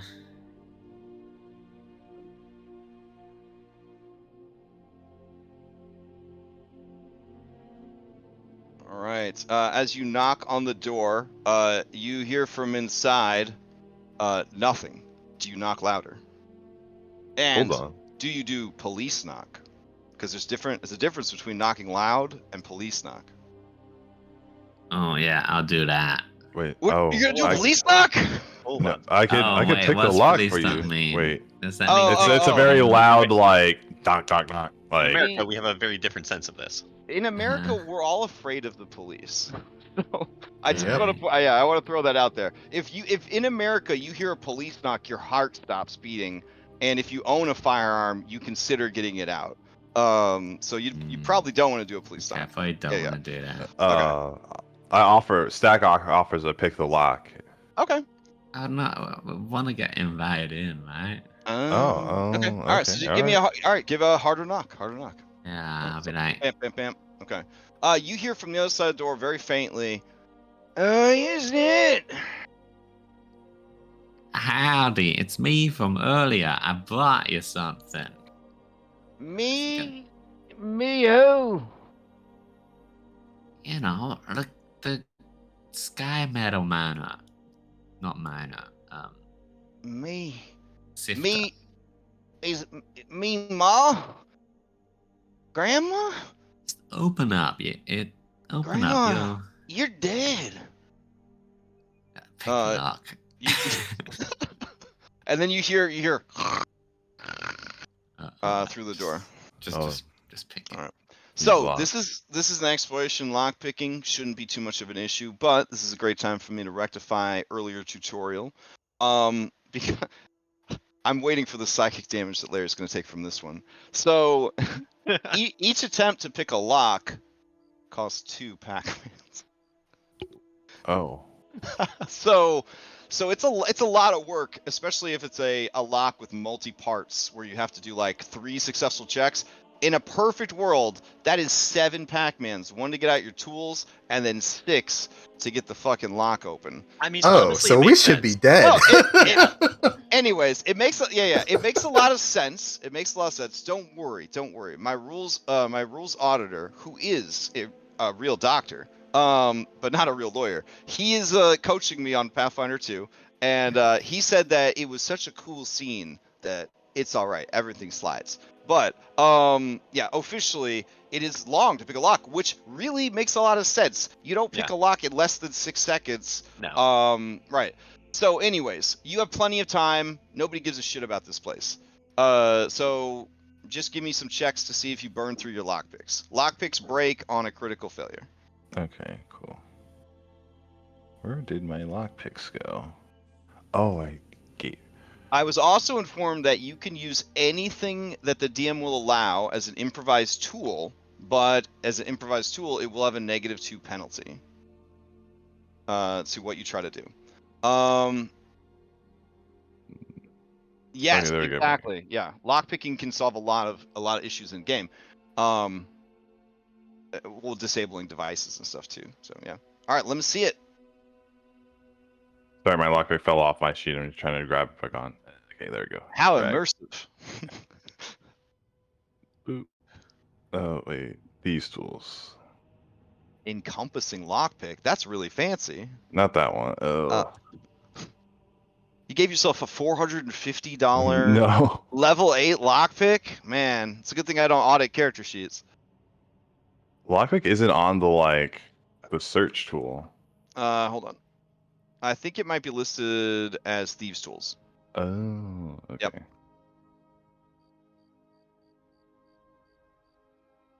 There it is. The lockpick is just part of the thieves' tools. Yeah, there you go. All right, so give me that check. As long as you don't critically fail, you should be fine.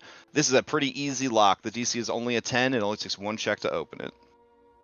Because poor people don't get anything nice. Oh. The session's almost over. You may want to just use a hero point. Okay, I will use a hero point. Like Skyrim, you could hear the sound of the lockpick getting ready to snap. I will. There you go. And then you correct yourself. You unlock the door. All right. You are greeted by the smell of urine, unemptied chamber pot, sweat, and just depression. You look around the very small apartment. There's a corner where he must do all his shitting and pissing and misses the pot a lot. There is a small kitchenette area. And then there is just a mattress on the floor, and cocooned in blankets is an unconscious and sweaty Byron. Well, you want to wake him up? And I motion to discretion. Or I could rough him up for you, I guess. He's already indisposed of. Can we just look for the keys? Oh, sure. All right. Yeah. I'll look around, see if there's any source of water that I can just put in a glass and put next to him. Aw, okay. So as you guys are searching the room, this would be a seek action? Yeah. Sure. Yeah, seek. Yeah. Yeah.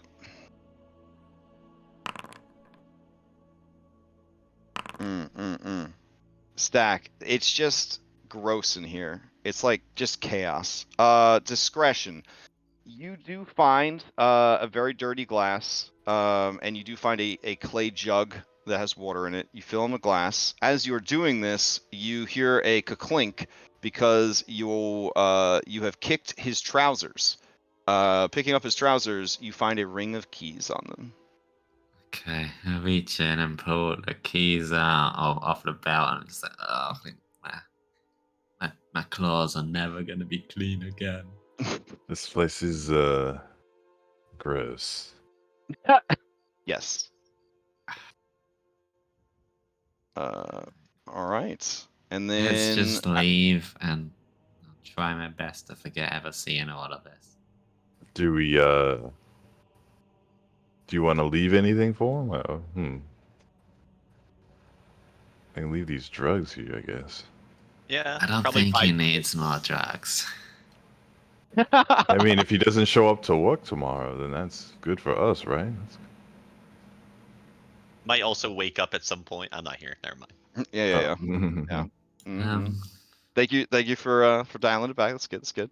All right. So now I will add the key rings to each of you, which I should have done already. Let's see. Does he have the clockwork guard keys on my keyring that we stole from the bank manager on this keyring, or both? Well, there was like the bank manager had a key ring, and then she had all the keys on their own little carabiners.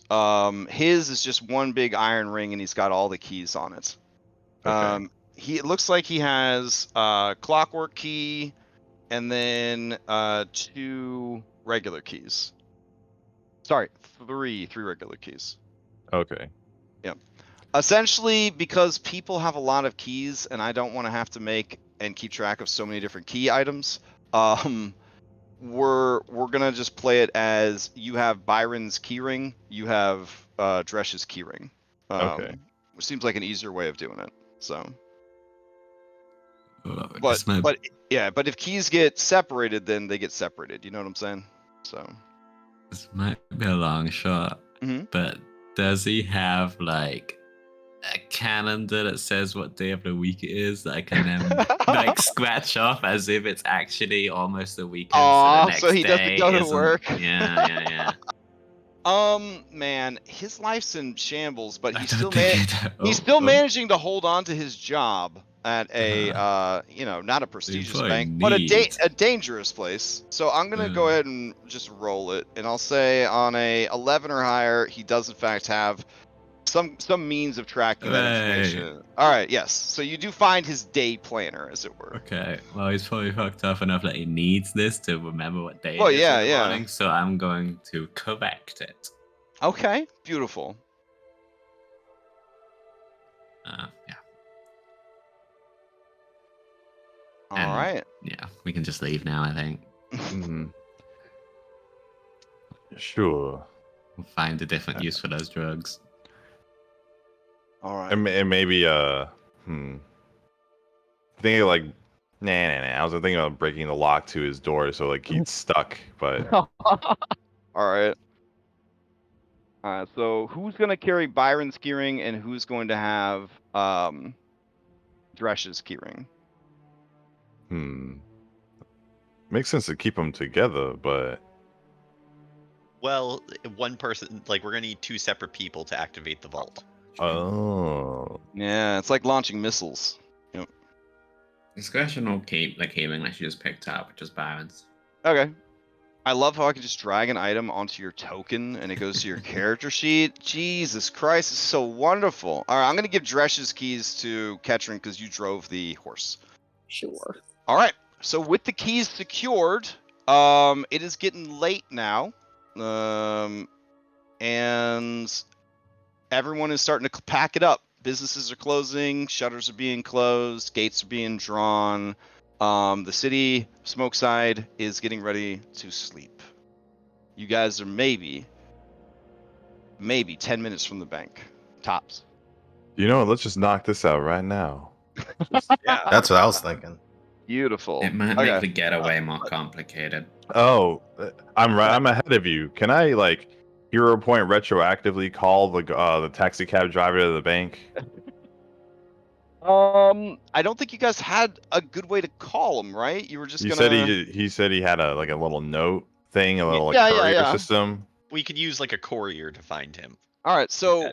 my question here is, do you want to arrange for a getaway carriage and try to escape via a carriage chase in the streets at night? Or do you want to take your patron's advice and try to slip through the junkyard and the sewers and then kind of out of sight make your way back to her saloon? I feel like that's Out of sight. probably the I vote for sense. out of sight. Nighttime. Yeah. There's nighttime that's better because there's not Right. enough people on the streets to slip away between. Exactly. All right, And all right. the- So then you probably don't need Tom Gordon in the middle of the night just yet. No, we're only Just 10 minutes away. All And is there still fireworks happening, or did that stop at 11? That would probably keep going because people are assholes when it comes to fireworks. Right. Yeah. But it's not going to be as loud and boisterous. Like up until like right now, the streets were like pre-gaming a holiday. So people were getting drunk and they're firing off fireworks and they're getting rowdy and things like that. That's why you were able to just like, walk up the stairs and pick this dude's lock and nobody gave you a second mind because they got all their own shit they're going with. It's almost 11 o'clock at night. They're tired from working 2 jobs and partying and all that. But now things are starting to calm down a little bit. People are going to still be occasionally firing off fireworks. You imagine by midnight, most people will have stopped because you don't want to attract attention, right? Right. You certainly don't want to piss off your neighbors in a crime city. Tomorrow, the festival is going to be rowdy all day, the Goblin Festival. All right. We should have grabbed some fireworks and light some off nearby because you know how it gets other firework people going. Like, once one person- Can't have fireworks on you and then your neighbors are setting off fireworks and you aren't. That's terrible. I feel like that's the culture. Okay. So I'll take you guys over to the bank. We got some time. We can get this thing started. All right. So We end at noon, don't we? Oh yeah. My bad. I don't know why I was like, oh, okay. Yeah. So we got plenty of time. So let me grab you guys and head over there. What we know is there's 1 automaton on the back, 2 at the front, and 2 in the vault. So should we try to enter by the back, maybe? I was going to suggest that we maybe case the place, aka wait an hour, so that I can try and heal us up again. Fair. Not a bad idea. All right. So I do have some rules for casing the place. All right. If you have a relevant lore skill, like crime, or burglar, or bank robber, or something like that, or perception or thievery, you may roll secret checks to case the joint. Which I don't think you got a chance to do because you kind of decided right away that you were going to bamboozle, which was a good strat, and then follow her home. So now you're going to actually case the place. I have underworld lore. Excellent. I would allow it, yeah. If book nerd lore, I don't think that covers this. Okay, fair enough. So if you don't have the appropriate lore, everyone's trained in perception by default, and then you also have thievery that you can go with. Would firearm lore be applicable here? Let's see. Firearm lore applicable. No. Alright. Then there will be perception. Okay. Alright. Let me hide all these peeps. Because it's nighttime. There wouldn't be any humans here. That particular human no longer exists. Her head was blown off. There we go. All right.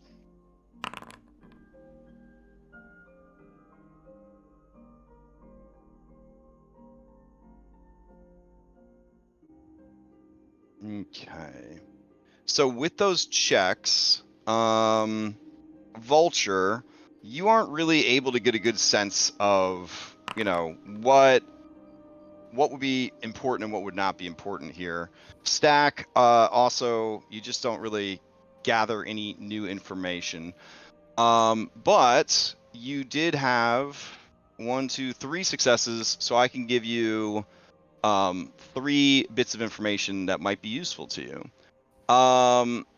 It is an old Abadarian temple, which you already knew. The bank is inside an old temple. The outer walls are solid stone. There is a dome ceiling on the main chamber that is only slightly cracked. Each entrance has a new wooden door with what seems to be simple locks. There is a back alley behind the bank that is overgrown. Maybe it used to have a vegetable garden or something, but it's kind of just been left to ruin. There is a back door labeled staff only that could be used to access the bank from the rear. It is nestled close to its neighbors, so in order to reach that back alley, you would have to kind of go around a bit and come back down, or you would have to go up onto the roofs and then jump down off the roof to get to the alley. So the neighboring roofs might be easier to climb than the roof of the temple. There are, when you guys arrive, you do see that there are some angry and flustered gun marshals who are kind of posted out front. And then when you check out the back, you do see that it looks like 2 of the thugs from earlier are hanging out in the back alley. All right, and I'll go ahead and make it dark here. Now, one of the thugs has a torch, and one of the gun marshals has a torch. Neither of the gun marshals has their gun drawn. One of the thugs has his weapon drawn. Okay, and I'm gonna heal some wounds real quick. Here you go, discretion. I'm hoping. Yay! Hey. Well, 4 is better than nothing.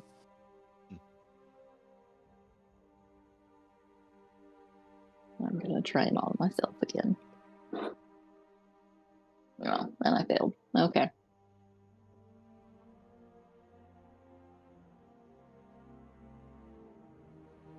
All right, and it's really dark. I guess both of them would actually have to have the fucking torch lit, because humans. If humans didn't write the game, I don't know if there'd be any humans anymore. It's such an inefficient species. All right. Do you guys want to approach from the front or from the back? Or do you want to split the party? I vote back. I vote back. You can do back. Oh, sure. All right. And I believe that since it's nighttime, the windows would be shuttered. So let me throw some shutters on these windows real quick. Oops. There we go.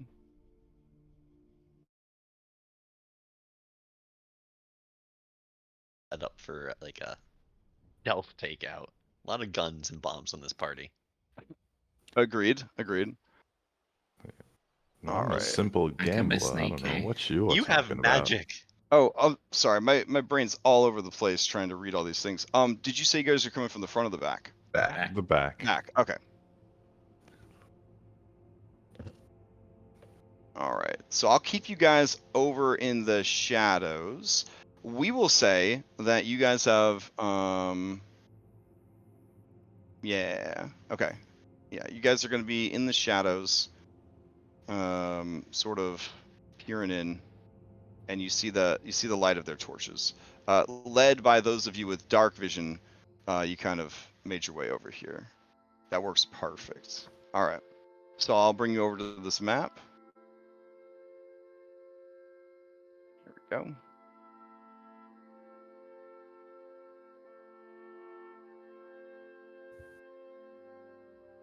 All right. So those of you with dark vision, you're going to see much clearer, obviously. So it's kind of hard to gauge where their torchlight ends. But their torchlight ends right about here.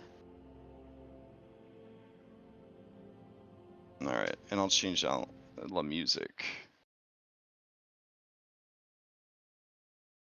I don't know if we're heisting or not, but we'll put on some Paris rooftops to encourage the dice to support your stealthy efforts. So what's this door over here? So this door over here is the staff-only back door. Okay, so maybe, I mean, we might, it's not in their view. We might be able to just sneak over there and really quietly get in. Yeah. Nice. I have 5 and scheming. It probably has a staff key on it. Yeah. Good chance. All right, so you're just going to be going against the perception of these dudes, which if you just target one of them and then give me a stealth, we will know how it goes.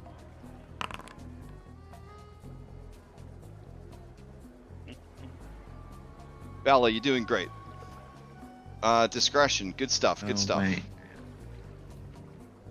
That was an open roll. Oh, okay. Zach, I'll do it properly. Boop. Sneak, I guess? Mm-hmm.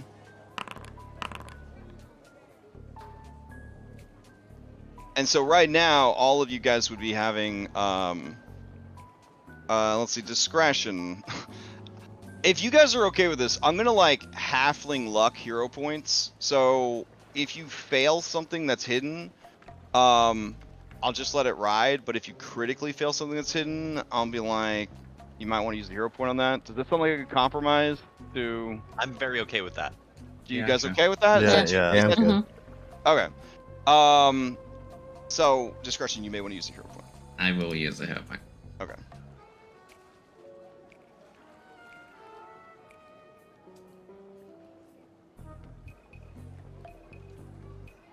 Okay. I like the card. Hope this works. Nice. Oh, you're using the card for it? Oh, One no, string thrown action? away. You're just okay. Remember, you can hold on to the cards till the end of the session because as long as you have a hero point, you can Oh, I spend it to see. use the card. Yeah. I don't need it anyway. All right. So give me that freshie, unless you already oh, did. right, that's it. Ah, yeah, okay. So right now, everybody's explore action would be a void notice, essentially. Okay. All right. So I need a check from Ketrin. At the moment, I'm just standing still. Okay. So is your plan not to rob the bank? You're gonna just hang out outside? I mean, so what I would like to do is until they get the door open, I just stand still, and then maybe somebody can arrange some sort of a distraction, Okay. and then I will move. Okay. Oh, I can do that for you. I will accept. I will accept those terms. So, we don't have a roll from Stack the Deck yet. Stack the Deck. Oh, so since he mentions having a distraction, All right, so can I I'll be move you now. like a wandering, not salesman, a wandering like performer? Hmm. Be like, gentlemen, would you like to be entertained tonight? So you're gonna roll out with your how to disguise, yeah? Yeah, Okay. and Alright. I'm pretty good at causing a diversion. You definitely caused a diversion right away. Yeah, because They were looking for your form. these guys are from the house, so they see this buddy dude, who they saw, like riding off on a horse, and they immediately reach to draw weapons. Oh, well, So- hold on. Yeah. Here we go. How about? Do you like games, my dear sir? Oh man, they don't got time for games. They got time for shooting. All right. All right, I'll roll you guys in. Now you could try to. I mean, these others are stealthing. You have definitely drawn their attention. Yeah, you guys. Oh. Yeah, go. Yeah. All right, so let's get you guys rolled into initiative here.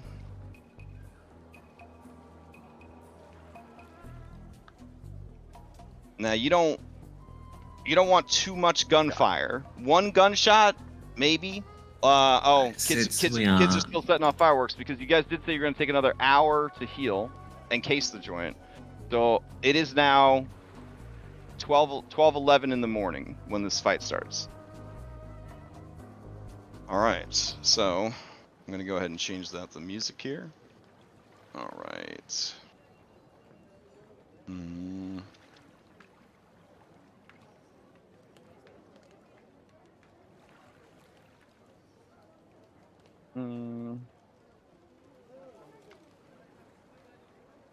Okay.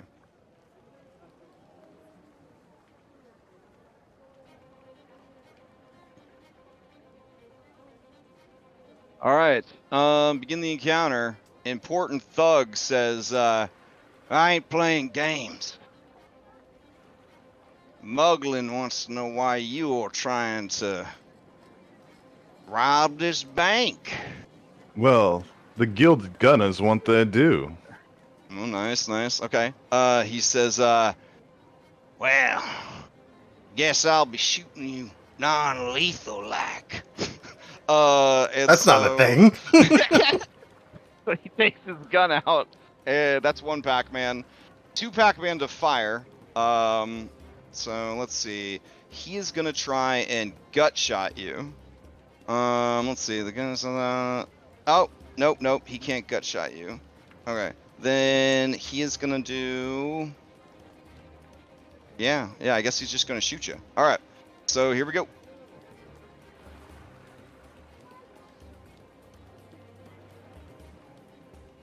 So that's a 18 for 3.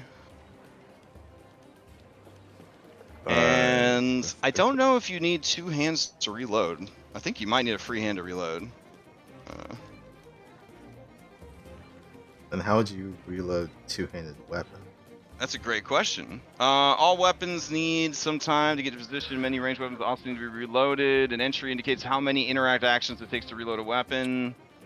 If an item takes 2 or more actions to reload, they can determine if it's done together, blah, blah, blah. An item with an entry of dash must be drawn to be thrown, blah, blah, blah. Reloading a ranged weapon and drawing a thrown weapon both require a free hand. So, good question. There is a feat that allows you to reload a weapon without any hands, because somebody has it in the other game. You basically, like, twirl your pistols and they're reloaded. Imply you have to unequip a 2-handed rifle? Gosh, reloading it? Yep, you'd have to unequip it with 1 hand to free up the hands, and then, yeah, holy shit. Alright. Wait, what?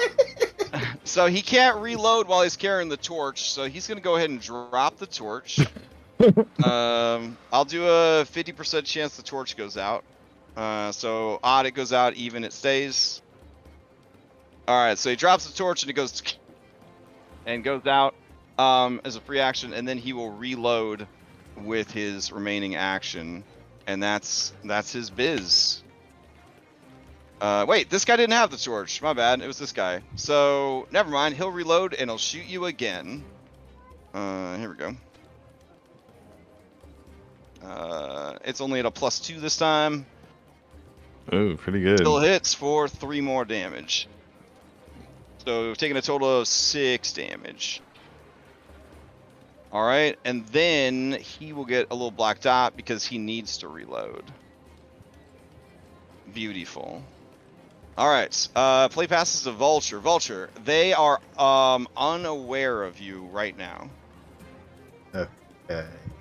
So they would be flat-footed to you if you attacked, or you could continue on with your business, but I would probably require one of your Pac-Mans for a stealth, I'm thinking. Well, I did stealth as part of my initiative roll. Oh, yeah, so you'd still, right, you're still stealth now as you begin. So, sorry, you would be using what's called a sneak action. You attempt to move to another place while staying undetected. So it's 1 Pac-Man to sneak.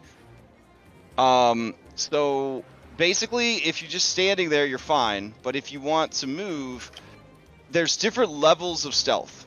So right now, you're just completely unknown. But if you start moving, they might hear you moving. Then you are known to them, but you're still hidden from them.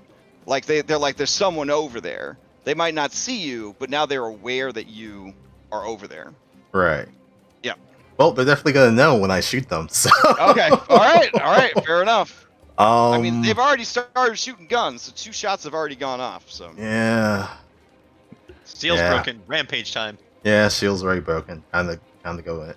Okay. So this is my first attack at the start of initiative. So this is gonna have 1 shot, 1 kill, and I'm gonna be targeting the guy who's to immediately. Actually, no. I'm gonna target the guy who hasn't shot yet. Okay, the guy carrying the torch. Yeah. All right. Here comes. Got. He said this guy's flat-footed. Yeah. He would be flat-footed to you. Yep. So you'd have a +2 to your attack roll. Okay. Because you're catching him unawares. Oh my, that's a Ooh, critical wow. hit. Critical gun hit. Let's see that damage. Oh my god. Jesus All right. Christ. Well, Amazing. what's amazing to me is that these crits go both ways. You guys are so brave. So brave. I No, know.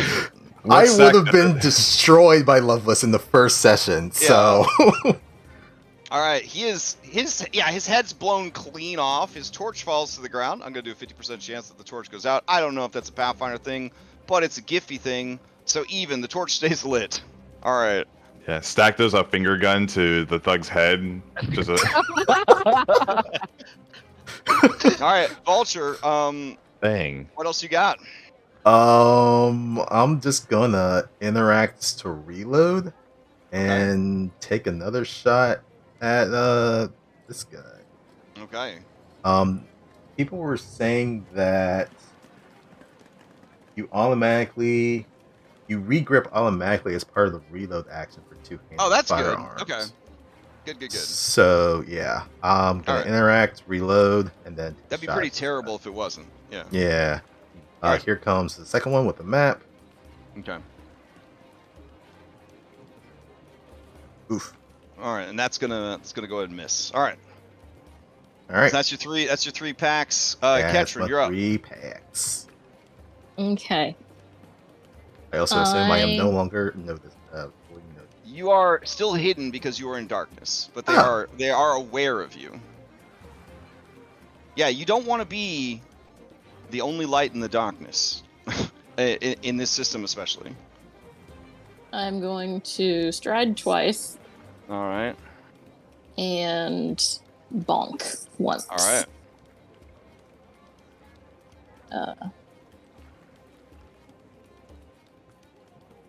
Strike. Oh, Ooh. you know what? Let's use a hero point. Okay. Use them or lose them. So you should be able to right-click your thing, and there'll be an option that says reroll using a healing point or hero point. Okay. Right click. Where? I knew how to do this last time, and I forgot. In the chat, if you right click In the chat, yeah. Oh, Yeah. Trying to right click and it's not doing anything. Okay. Just roll a fresh one, and then I'll remove it. Yeah. Oh no, that's not what I meant to do. Sorry. Oh, it's okay. There, Everybody's learning. there we go. All right. There you go. Yeah, that's gonna hit. Go ahead and give me some damage. All right. All right. So that would put him. He'd take 4 points of damage from Yeah. that bonk. Fairly wimpy. All right. Listen, the class identity is very distinct here, so you never want to look at the crit characters and think, "Why am I not doing that?" Because that's all they have. That's It all they is. have. I have Yeah. no other abilities other than shooting. Yeah. Like in 5e, everybody is a lot more like Renaissance. You know what I'm saying? But here, people can be very, very specialized, and they can be extremely good at one particular thing, like shooting people's heads off. And then if they're put in any other situation, they got nothing. So it's I just, can maybe lockpick or stealth. That's it for my character. you got aces in your places for sure. Okay. And then catcher's turn's over. We pass to stack the deck. Yes, Stack comes up, Hmm? and he goes like rude, and he goes to stab him with his rapier. Okay. And your rapier was in hand, and Yeah, so yeah. you okay, which might have contributed to people not wanting to talk to you on the streets. So you take a step forward, and you're gonna stab. All right, go for it. Oh, that's gonna hit. Give me some damage. Oh, the private rolls for some reason. Oh, okay. It was 4 points of damage. Okay. He's not worth using a spell over. Actually. A discipline, so impressive. And yeah, sure. Let's do the second one.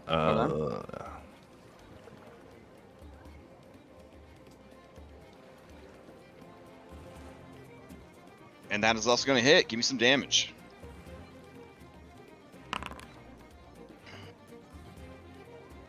And 7 damage will finish him off. All right. As he drops, that is your Pac-Man's discretion. You're up. Just calmly opening this door like I wasn't. Oh, I guess I have to check which key it is first. I have a key ring in my I hand. believe these guys did not want to see my card tricks. All I right. have So low light vision. I assume I am in the dim light. yeah, on this he has torches. one clockwork key, so you would probably be like, nah, on that. I'm assuming you guys would, per Bella's thing earlier, have already kind of looked at the keys and tried to guesstimate which is which. Yeah. All right. From the remaining, there are 3 keys here, and one of them looks way sturdier and more important than the other. You would assume that that's probably the vault key compared to the other 2 keys. So you got a 50-50 here. So odd, it'd be the right key. Even it'll be the wrong key. Yeah. Even. All right. So even is the right key. So you would Right. unlock the door. So good at door opening. All right. There's a door here. There we go. It is unlocked now. I don't see it. Oh, it's around the side here. You got to go into the alley. So, can you not see it? Is it too I dark? physically can't see anything. Oh, okay. Oh, maybe I just don't have. Oh, I see. I don't have dark vision, and it's dark there. All right. Are you supposed to have dark vision, or you just No. don't have it? Oh, okay. Then yeah, I don't know if you'd actually be able to unlock the door then, because you can't see it. Oh, So no. we'll roll that back. All right. So the alley is dark. Should I do the D20 Ketchum told you failure that- chance? Ketron told you the thing was here. Oh yeah. Do a flat check. So we'll do. It's a flat 11, I believe. Yeah. No. Okay. We'll have another action. All right. Wait. Okay, so now we'll say that with your second action, you unlock the door. Okay, so you're feeling around in the dark for the door, and then you would have had to probably step forward, and then that would be your thing. Sure. Yeah. Okay. Play passes to Bella. Well, Okay. I don't have a torch in my Right, pick inventory, so I simultaneously. can't really help there. So yeah, but I would feel discretion kind of moving away, so I'd follow them Okay. and kind of feel around for the open door. and, Okay. Because I am blind too. I did not choose Ember Eyes as my freeze thing. All right. Regretting that now, but that's okay. So go ahead and give me a flat check, which would be D20. Perception? Nope, it's just a D20. Okay, yep. It's literally stumbling in the dark. All right, so that means you are able to find the door handle. Cool. I open the door with a Pac-Man. All right, so one Pac-Man to get up to the door, one Pac-Man to open the door, and then And one one- Pac-Man to move into the room. Yes. Okay, it's very dark inside. And I don't have a torch, so I'm gonna just charge blindly, kind of along Oh, the bottom wall. amazing! All right, go for it.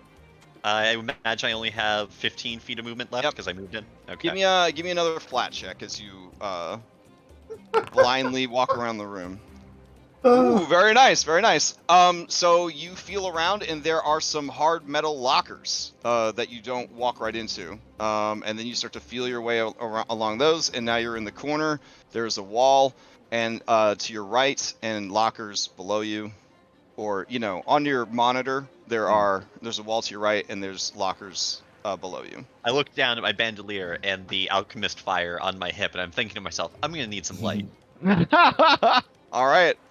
Play passes to Pompous Thug, who is dead. As the second round starts, you hear, well, I don't know if you'd hear across all this. Gunfire would certainly be heard.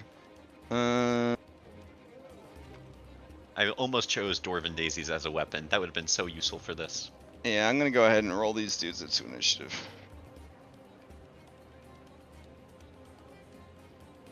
Alright, because there's a difference between fireworks in the neighborhood and gunshots directly behind the building you've been put in charge of watching. Alright, so Vulture, to you. Vulture just watches these two bumble in the darkness with his perfect dark vision and just walks behind them. And is gonna make his way into actually, Vulture, you don't have a built-in light like these other robots, do you? No. I think he's actually going to reposition himself. Is this a scaffolding that's behind him? That is rooftops of like neighboring buildings. Rooftop neighbor. Mhm. Okay. How tall is that? It is about 10 feet to grab the edge of the roof. Okay. How does scaling work? Okay, so climbing. I'm ready for Larry's psychic damage again. So, climb is a Pac-Man. It is a move action. You have to have both hands free. You may move up, down, and across an incline. Unless it's particularly easy, you must attempt an athletics check. The GM determines the DC based on the nature of the incline and environmental circumstances. You are flat-footed unless you have a climb speed. If you critically succeed at the check, you move up, across, or safely down the incline for 5 feet plus 5 feet per 20 feet of your land speed. So, not fast at all. If you succeed, you get to go 5 feet per 20 feet of your land speed. If you fail, you don't make any progress. You lose the Pac-Man. And if you critically fail, you fall based on where you currently can. If you began on the ground, you fall prone into the space you're in. Okay. So it'd take one Pac-Man for me to put away my rifle, it seems like. Mm-hmm. And then one Pac-Man to start climbing up, and if I succeed on that check, I would be able to move a total of 10 feet. Yes. So this would count for the purposes of your climbing as a, and they give me guidelines here. This is a wall with small handholds and footholds. So essentially, outcroppings of stone, like pieces of the house that are kind of, there. It's a DC 20 to climb it. It's considered an expert level surface. Okay. Forget all that noise. Okay. I'm just going to continue staying in the dark. Okay. And I'm going to cover reload. All right. And I'm just going to keep eyes on this alleyway to see if there's any threats that start making their way. Okay. So are you doing a ready dash? You move, so you wouldn't have enough Pac-Mans to ready action. Yeah, I wouldn't be able to ready You want to do a seek action for me? Yeah, I'll do a seek action. All right, give me a hidden seek action.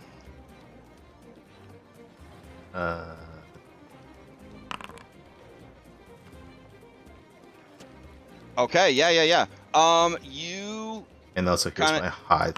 You close your optic sensors and you open your auditory sensors, and you do hear shouts from the street north of your location.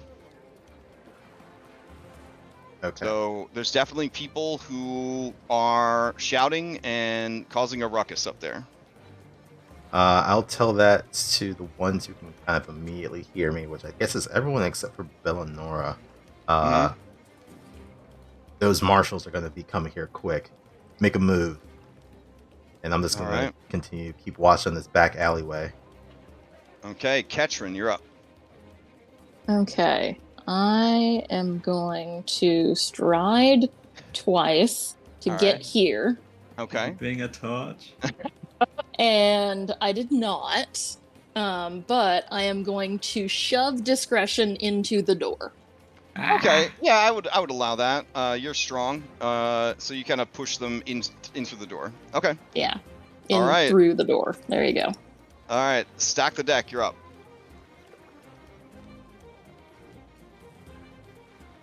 I allow myself to get pushed. Oh, yeah. I'm sorry. Do you allow yourself to get pushed? Well, if you allow me a critical success, you can move 10 feet. I don't think that's how it works. Yeah. In this instance, because they're willing, we'll allow you to push allies with a shove action, without having to make a check. So. Okay. Which will be very useful tactically, and I'm sure many Pathfinder kids will be mad at us. All right. Stack the deck. What are you up to? All right. I guess we are now. Yeah, he's gonna stride and make his way to. Maybe like put these bodies in a bush or something first. Like shove them off and make sure. Unless it's like I mean, really, really bloody, then it's no use of hiding it at all. But my 5e brother in Christ, who might have been a theater kid, you listen to what you're saying. How many rounds do you want to spend hiding these bodies? you're right. You're right. Okay. Okay. Uh.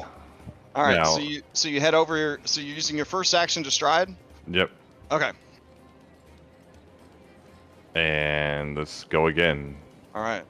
I cannot see, however. But Dude, wait. So cat folk don't have dark vision in.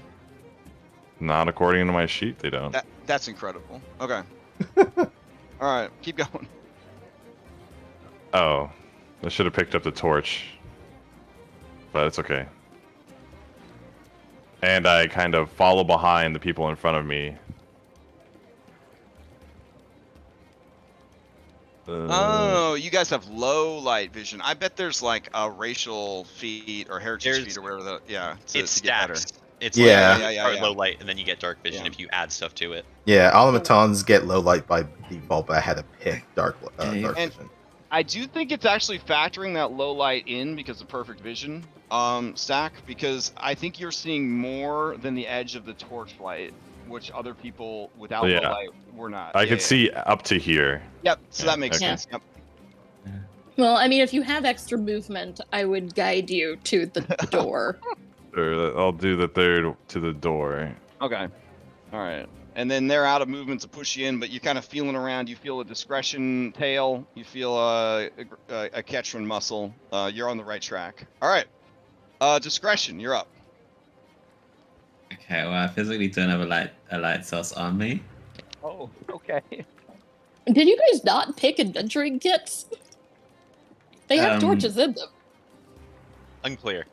Mm. Okay, then So discretion. I will I mean, okay. ready a stride for when I can see. All right, you're I gonna was- ready a stride for when you can see. Okay, you have one more Pac-Man. What do you want to use it for? I will walk blindly forwards until I hit something. All right, so go ahead and give me that flat check. 11.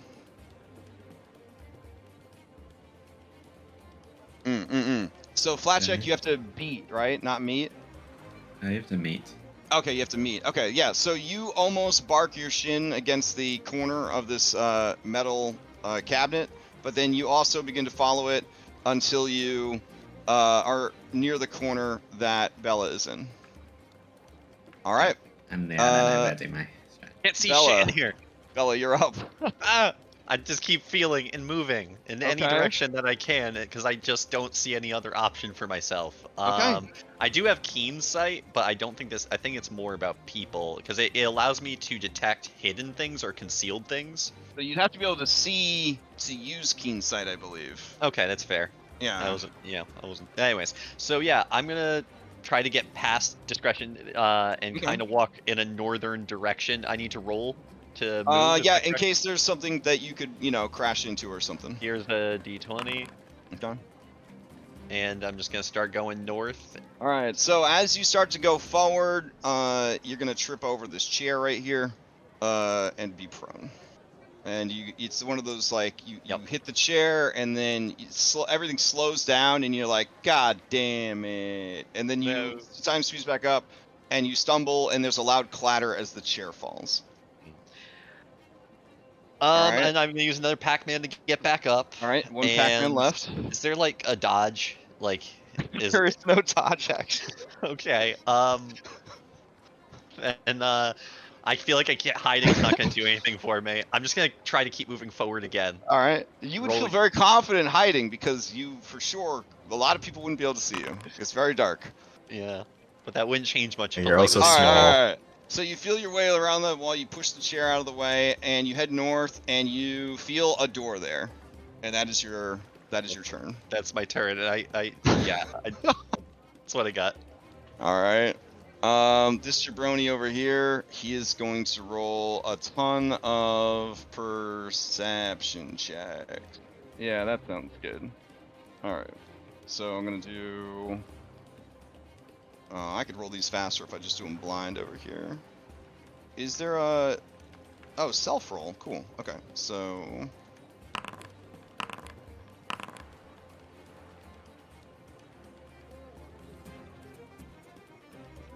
Okay, so that's his action economy. Play passes to... I'm going to get rid of Pompous from the initiative tracker. I'm going to get rid of Important from the initiative tracker. Vulture, you're up. I'm still hidden for right now, so I'm gonna Mhm. just ready in action to take a shot at any hostiles that come into this area. I'm just gonna do a XCOM Overwatch. Okay, so you're going to ready in action to fire at anybody that comes into view. That is not your allies. Correct. Hold on. There's something that I'm. All right, Pathfinder's a cruel mistress, so you'll shoot a fucking kid if he comes around the corner. I Tell me said that's the hostile. trigger. Okay, all right. I do have this ability, but I don't think. I think I can only do this when suppressive fire. Okay, so I guess there has to be an actually enemy in view for me to use this. So never mind. Make a fire. Okay. Oh, sorry. All right. No worries. Yeah, All right, so that's your turn. that's gonna be my turn. Okay. Um, If you ever have a Pac-Man left over, since you can't dodge in the system, you could always do a recall knowledge or always do a seek action. Never hurts to throw those out. Yeah, I want to keep doing seek actions. All right, just give me so I another can- seek action. If I can keep Another one that might be good is a recall knowledge to see what you think the time would be for more people to show up on the scene, that sort of thing. So as you do the seek action, you can hear again on the main street that somebody is shouting, and now they are blowing a whistle. Okay. I think these guys are too far for me to give that information to, but they're probably hearing the whistle, if anything. Maybe.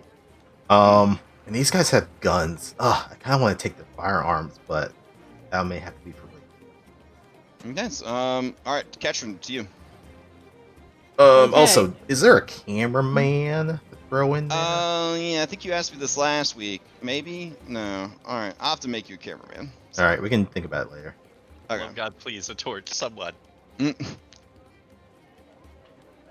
Well, actually, you know what? I'll move my character just to I'll put the place marker where I am.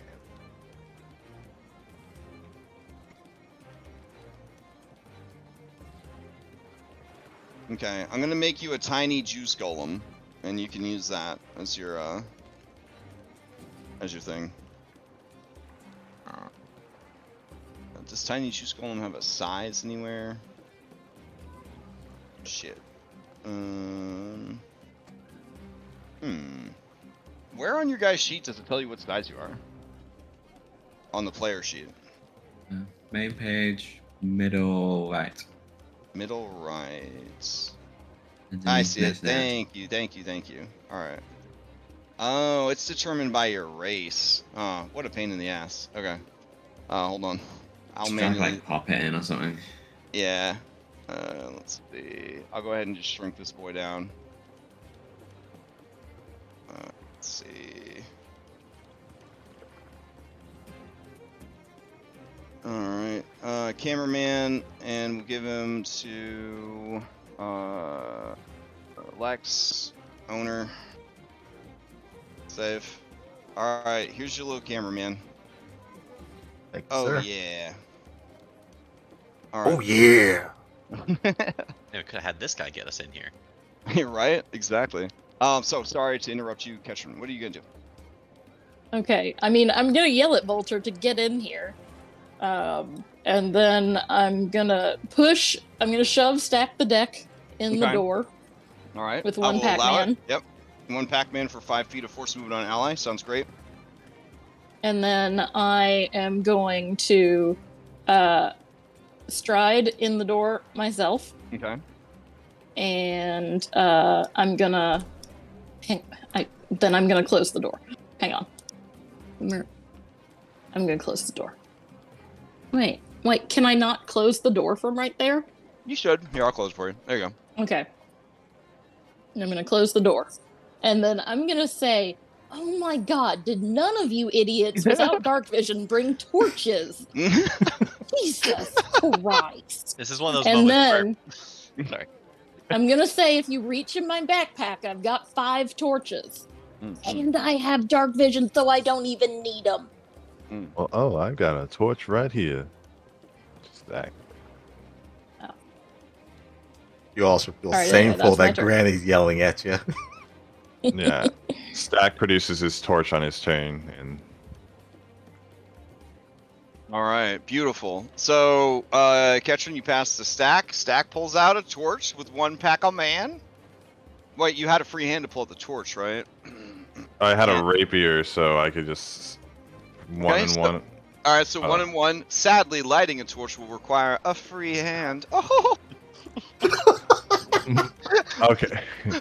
I stash my rapier, pull out the torch, light it. There you go. beautiful, perfect turn. I love it. Thank you. I will turn on the torch for you.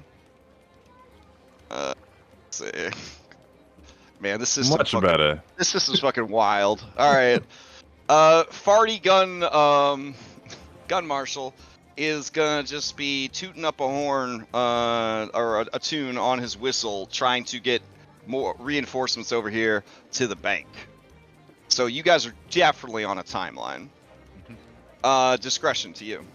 Oh, right, I would have moved one when I can see. So Isn't that nice being able to see? All right. Oh yeah. You had your reaction. Good. So now I can see a door, so I'm gonna open it. All right. Pac-Man to open it. As you open the door, I will roll these brokers into initiative. We still can't see. Yeah, I can see. Wait, in they there with my they low live light. here? Oh, those are the automatons. I'm sorry. Wait, Yeah. Yeah.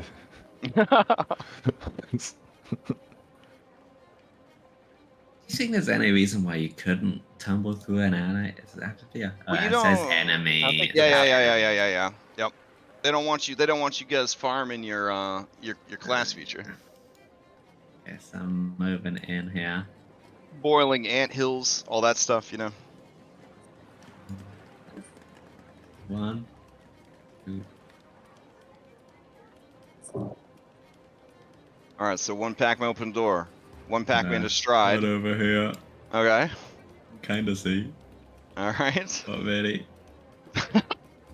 That's my turn now, isn't it? It's the Beautiful. Okay. All right. These robots. Okay. So no stealth was used, so they would hear the doors opening and everything else. So they are going to light up. Hey, you have light. Honestly, Yeah. great. You needed a torch? They're coming through for you. Their headlights turn on. Hooray. All right. And let's see. They have dark vision anyways. But by turning on the lights, now people out on the street can kind of see that there's lights on inside the thing, so it's part of their deal. It doesn't list an action economy for that, but the default would be, 1 Pac-Man. They're going to use their second Pac-Man to activate Siren, which you guys are now familiar with. So it begins emitting a loud noise that can be heard within 500 feet. All right. I'll go ahead and add a... we'll just put a red on this guy to say that he's got his siren going. All right, that's his turn. Bellinora, you're up.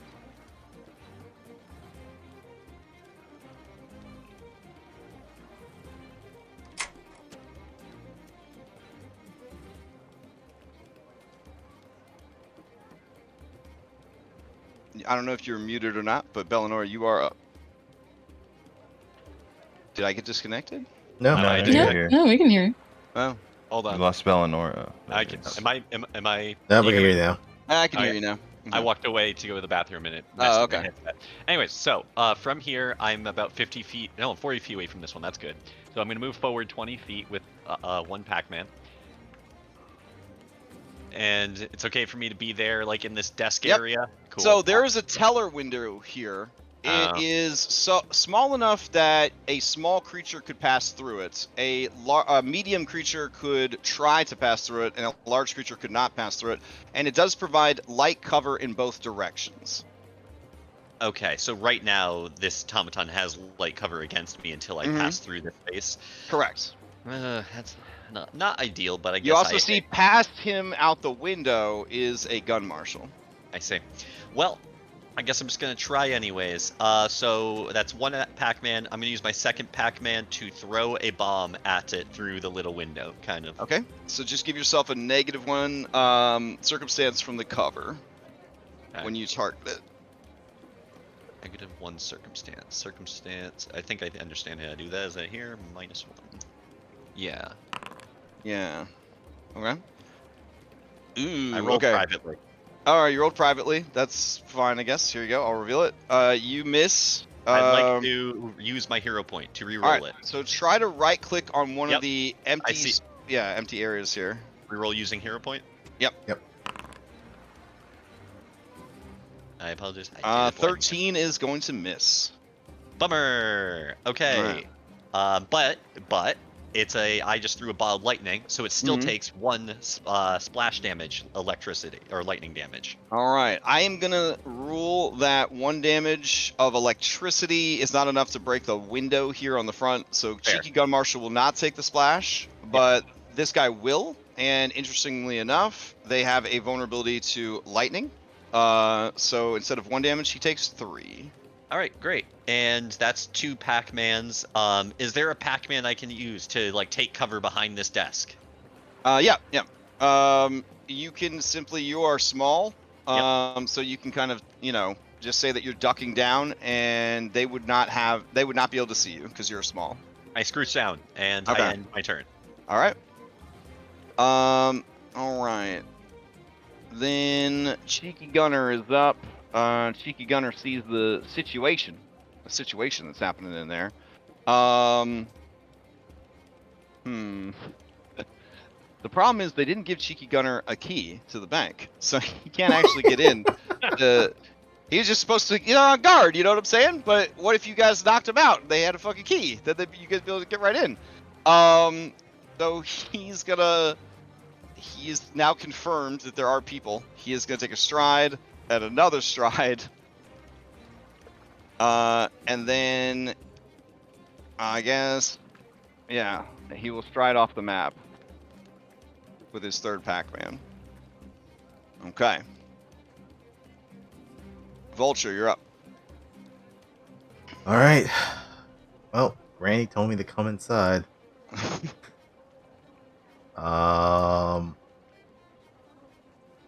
me see that far.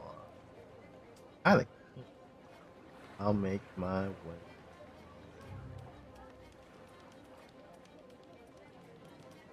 Okay. Doesn't seem like there's anyone that's down this alleyway. So I'll take my full movement. Door. Pac-Man to open the door. Because someone closed it, yeah. Because someone closed it. Yeah. And I will then do another to stride. Yes, behind. Oh, yeah, come right in, yeah. Oh, is it difficult movement to move past allies?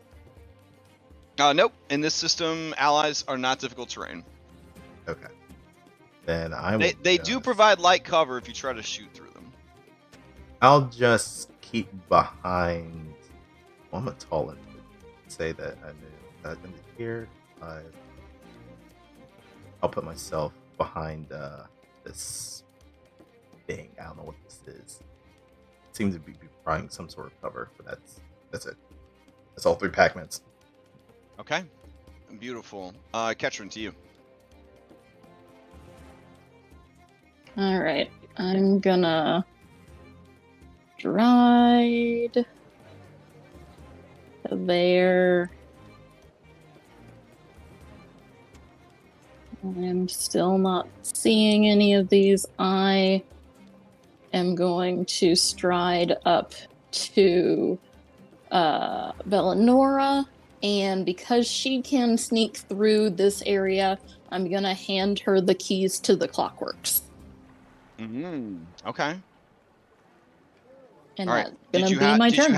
Did you have them in hand? Well, no, I Okay. probably didn't. All So right. I will get them out and I will show Okay. them to Belladora Okay. so that she can take them. So currently, all the keys are on the same. All the carabiners are linked around the same ring, which is labeled, Dresh's keys. So you're gonna hold those out to Bellanora. Got it. Yes. All right. I All right. Zach, Okay. you're up. Oh, Ketrin, I should mention that with your dark vision, you see the vault doors right there. that.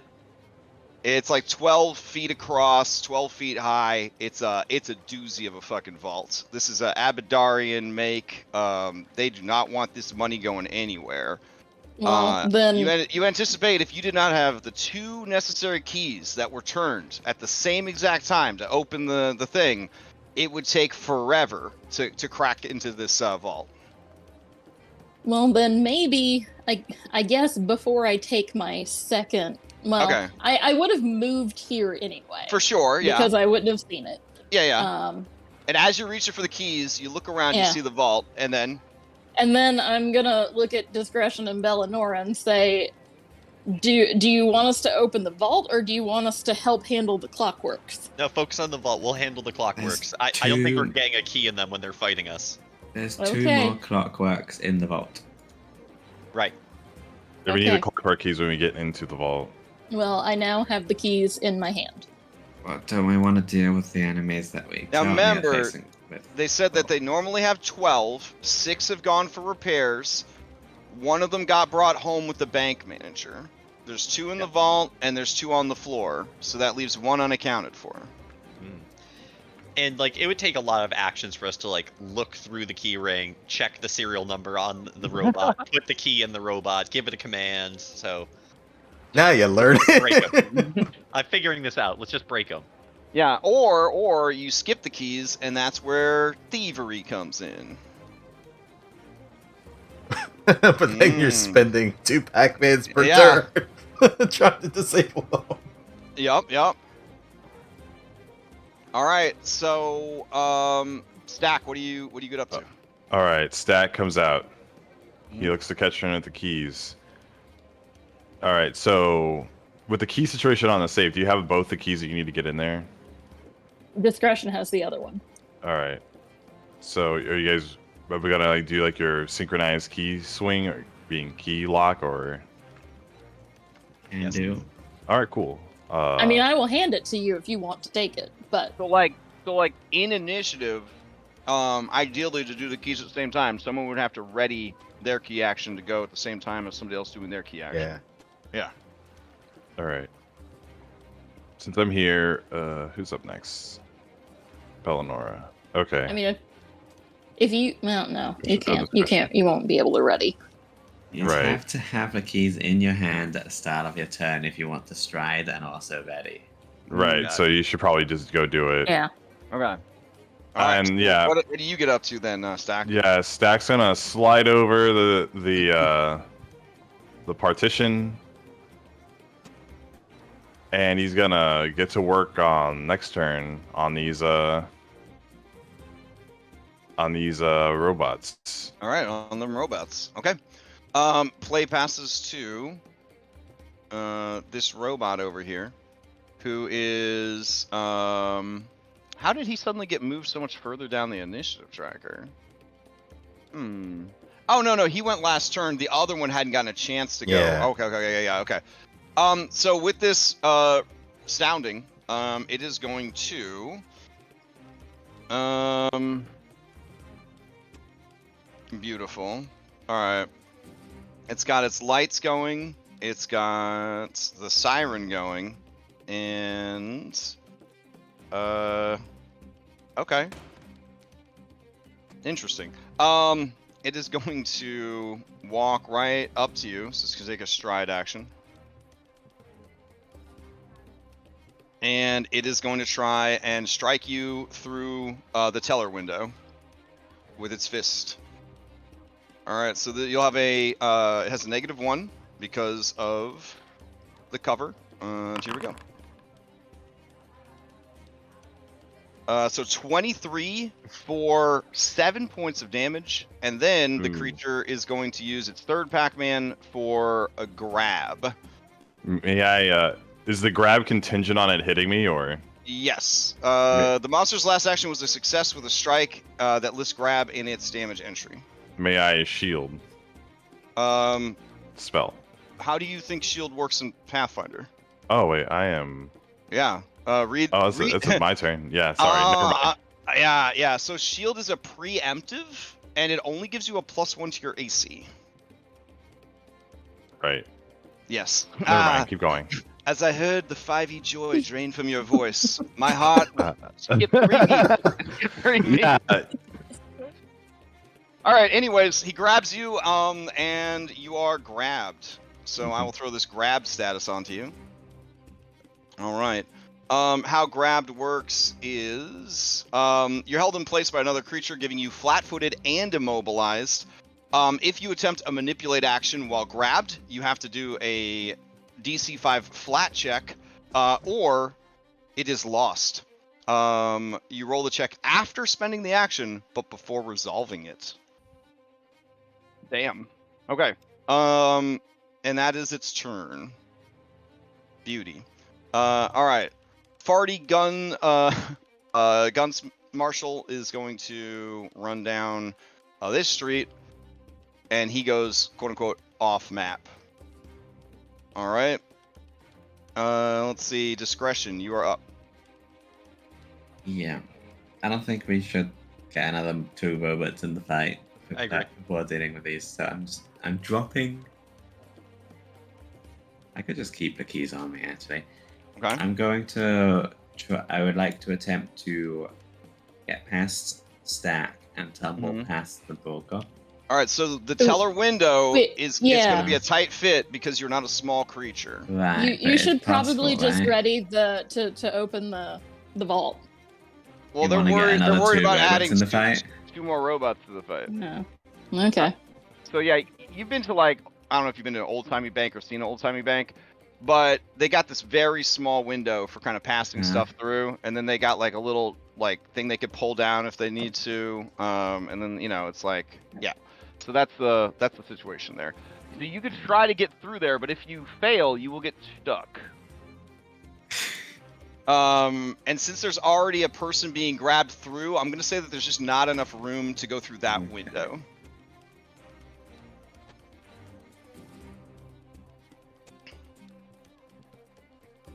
Right, I'm gonna go to this bag thing and ready open. All right. So, normally squeeze is an exploration action, but you're literally going like a couple of inches to get through there. So I'm not going there. Okay.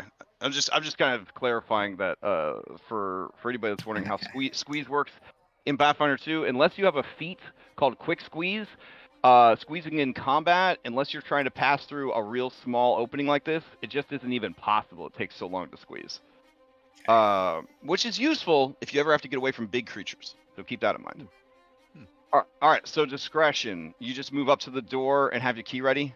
I'm readying the key. Okay. So 1 action to move towards the door. 2 actions to ready the key. Yes. All right.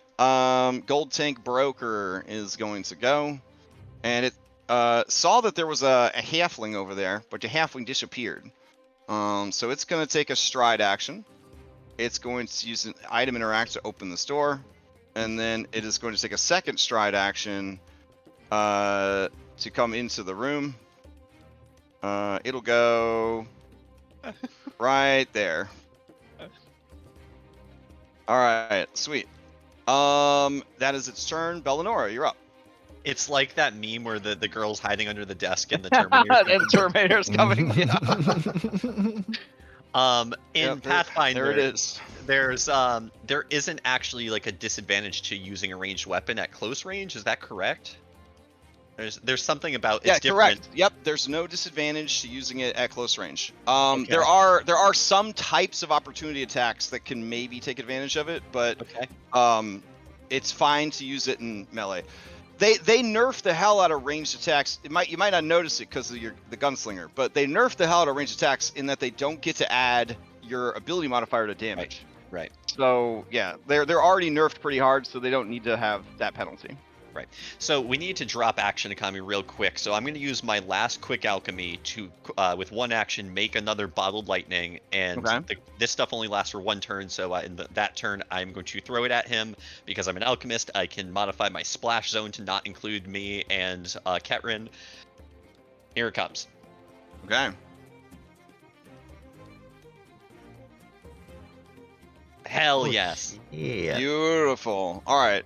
So that's a critical hit. It does 26 damage plus it's vulnerable. No, that was think that's the down, yeah. hit. Oh, that was to hit. Oh, my bad. Let's do the critical damage. I was like, that's a really big critical. Is that okay. one? That's all right. So that's fine. That's So fine. you deal splash damage only to your primary target Yep. instead of the usual splash area. Okay. Yep.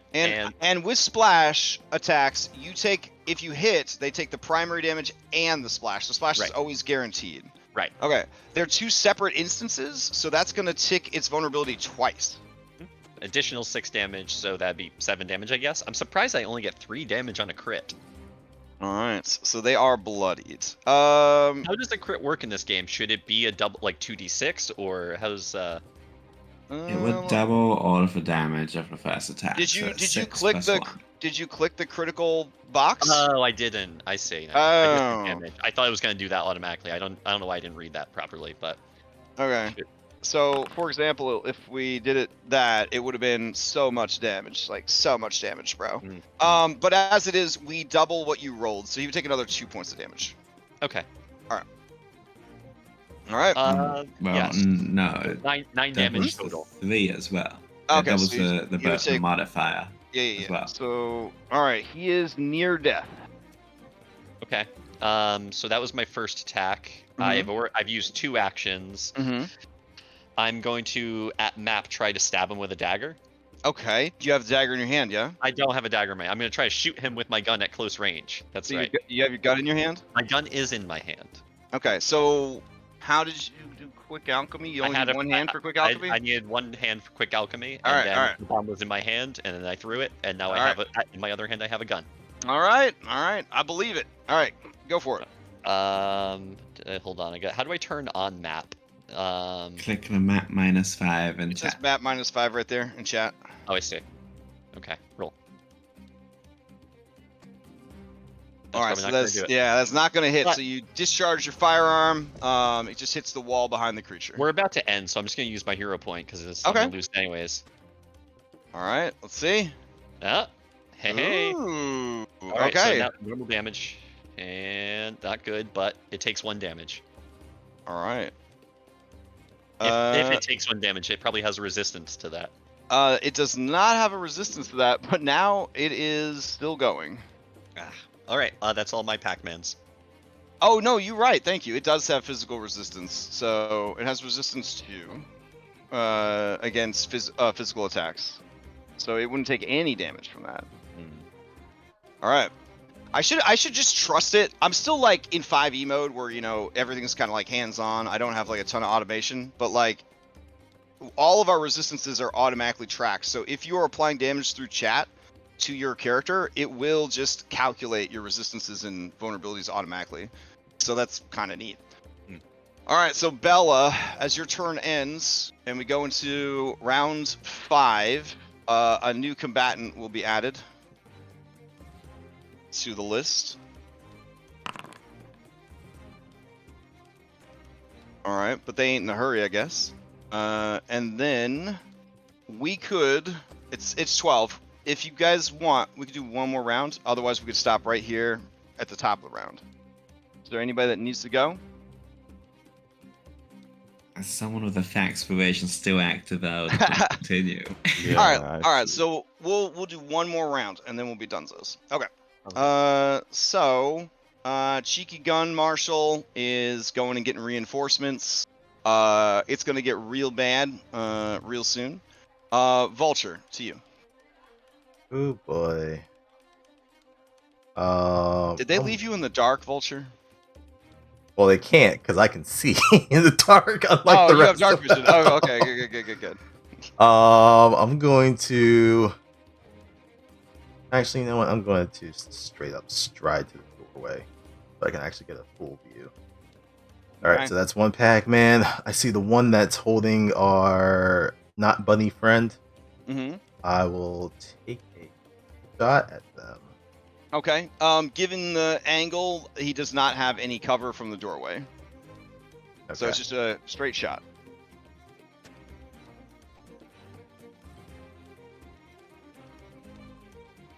That's gonna hit. Damage.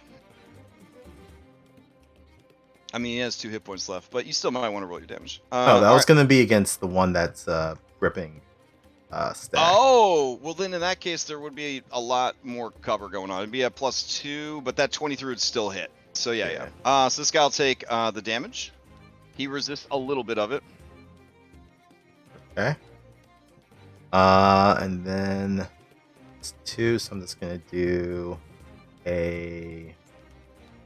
I don't actually have to be somewhere that I could take cover, so I'm just going to do an interact just to reload. Okay. All right. That's it. Okay. Play passes to Ketrin.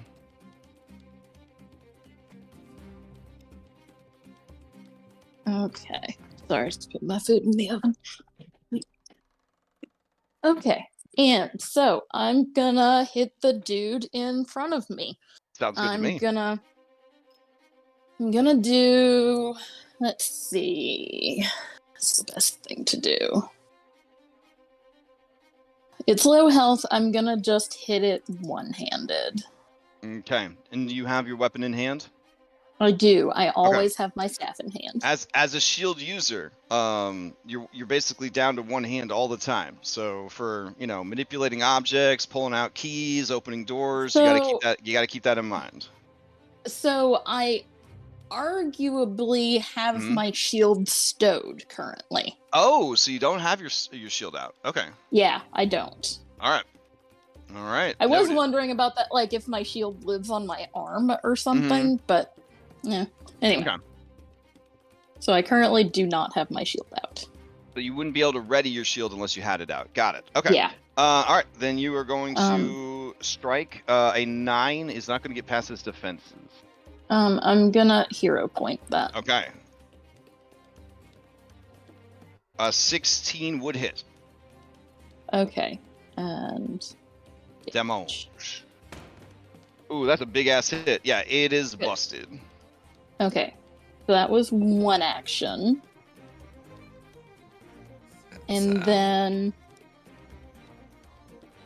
I'm gonna ask, I could run up to try and help stack the deck, or I could run, get ready to open this vault. What do you guys want me to do? It wouldn't actually be needing to be get ready because discretion's currently ready. Oh, Right. you've already read. So you just move up and then key, and then we Okay. open it up. All right. Yeah. Yeah. All right, I'll move up and then key. But we do know that there's 2 more of those things in there, so we probably want to Yeah. get Stack out of Mm-hmm. that. I can get doing it? myself out. Yeah. They get to get themselves out. There you go. All right. All right, So if you you're that- you if put you're your key confident. in, you use your ready to action, and you guys open that vault door. All right. So there is, or there was, a cool animation to make this happen. But in a recent update, because Foundry doesn't all work, so I'm just going to open it up manually for you. And as it opens and reveals the bank vault beyond, I'll read you some flavor text. I guess, how many of you could actually see in there? Yeah, you can see in there. That's good. There's light. This chamber is lined with steel on the ceiling and floor. Steel cabinets line the walls, each with 2 locks. In the center of the chamber is a steel table welded to the ground with an ornate steel chest the size of a burly dwarf on top.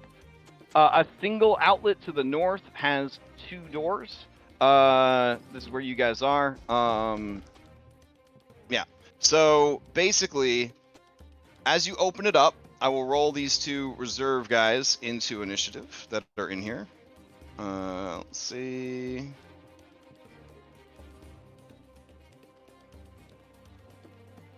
There we go. And then you guys remember from your briefing that you need that chest, that ornate steel box, and the bag of holding that was given to you, the opening of the bag of holding is just big enough to fit around that chest, to reverse Mary Poppins that shit. Looking at the size and weight of it, it would be a hard ass thing to pick up and carry around. All right, that is the end of Ketron's turn. Okay, Stack, you're up. All right. I will try to wiggle free from this automaton. That would be an escape action. All right. So target him and do an escape. Escape. And escape is smart enough, it'll use the better of your athletics or acrobatics when you click on it. Oh, is he susceptible to disable device? Based on your research, he is using yeah, so I believe it. Yeah, I believe you guys heard that in your briefing about these guys. Okay, I'll try to see if I could thieves tool his neck in and. Okay. All right. Do you have these tools in hand? I mean, I am restrained, so I guess not. Okay. Escape. All right. So So you guys remember escape? your manipulate flat check failure thing. Is escaping a manipulate? No, but lockpicking would be. Oh yeah. Pulling them out would be a manipulate, and then lockpicking. That'd be 2 flat checks to try to do that. All right. Oh, that is a critical success. You get free and remove the condition and can stride up to 5 feet. This is a stride, not a step. Just keep that in mind. Okay. Oh. All right, It's like, so ugh. I said that because this guy has an attack of opportunity. All right. So you move away from him without using a step, so he is going to attack you. Oh, okay. Yep. Here's the Straiku. This is a -1. Oof, so he's gonna miss. Okay. Rude, and he throws a dagger at it. Okay. May want to clear that statuses because I think it may. Oh yeah, it's gonna definitely affect your rolls. Oh, okay. But you still hit, and yeah, okay. So give me some damage. You threw your dagger at him? Yeah. All right, hell yeah. So he takes a little bit of damage, and now the dagger is on the floor out there. Oh, may I want to spell strike this guy. Okay. Do.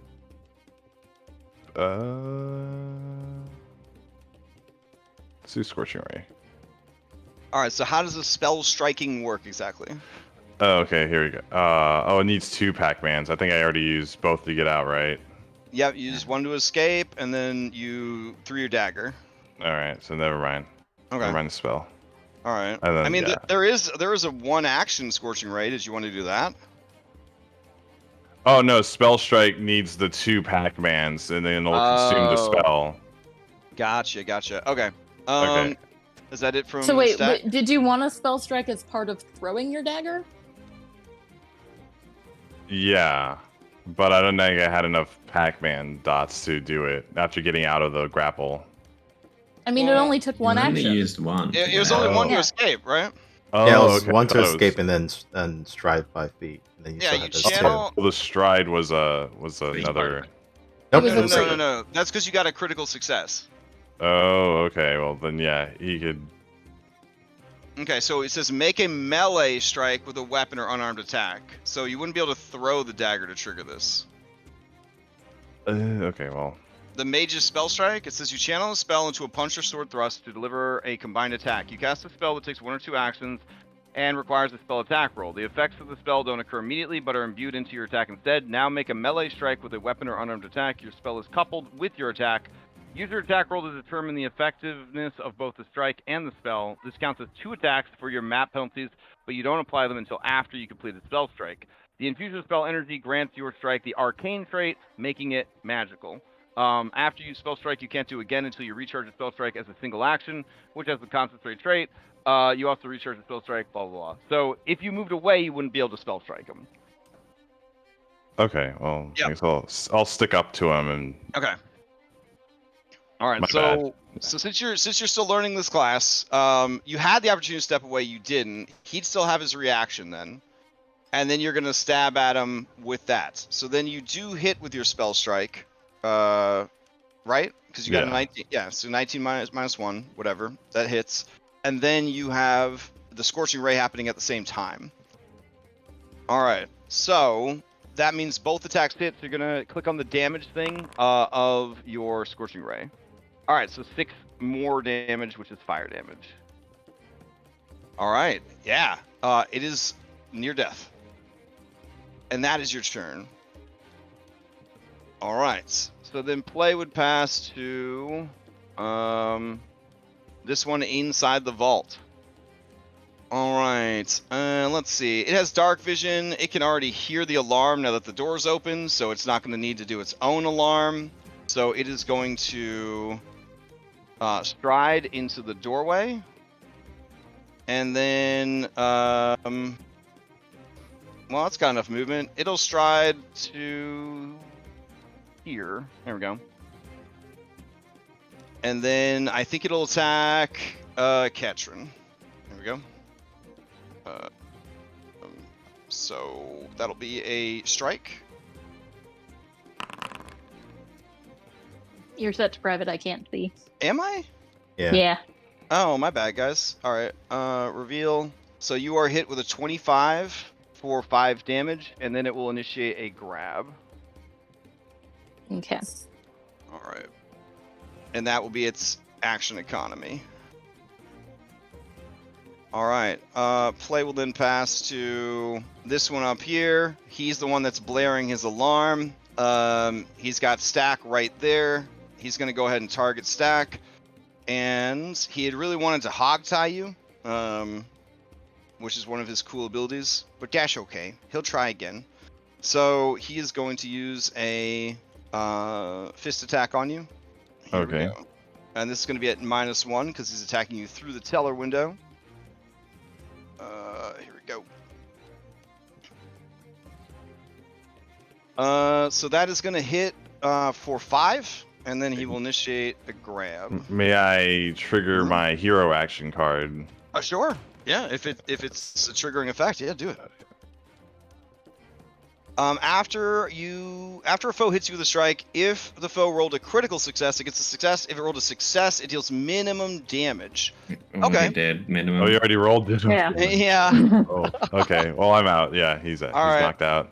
Oh, you're knocked out. Oh shit. Okay, then it will definitely initiate a grab, and then it will try to pull you through the window, but it's gonna have to succeed on an athletics check to pull you through the window.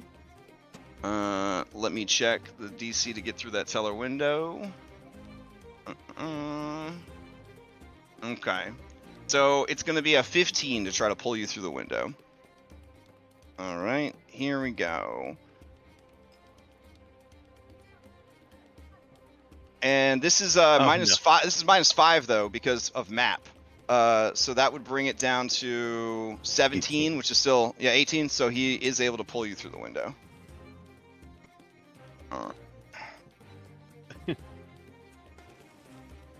All right, and then that'll be it. Play will pass to Farty Gun Marshal, and then play will pass to Gold Tank Broker. All right, this other Gold Tank Broker hears the alarm, doesn't need to trigger anything, so it is going to move through an ally with a stride out here. And then it sees that Ketrin is already grabbed, so it's going to focus on discretion. Discretion, here we go. It's going to try to punch you with its lasso fist. All right, that's going to hit for 7, and it's going to initiate a grab on you. Okay. Before you do any of that, I'm going to do a reaction retributive strike. Beautiful. All right, post it up. Okay. An enemy damages my ally. They're both within 15 feet of me. Mm-hmm. So, I'm going to strike. My ally gains resistance to the triggering damage. Okay. So resistance 3. Yeah. Okay. All right. If the foe is within reach, make a melee strike against it, and you get to attack it. All right. Yeah. Unfortunately, And a I'm 9 is not going to hit. I'm gonna hero roll it again. Hero I point think it you again. are out, right? Oh, you had I am 2. out. Yeah, and you rolled 1 outside okay. and then 1 inside. All right. I would say you can use a fan spell. Oh, okay. Okay. All right. All right. All right. I'll use it. Burn in a fan spell. Let's see it. Okay. So just right click and choose reroll, and keep new result.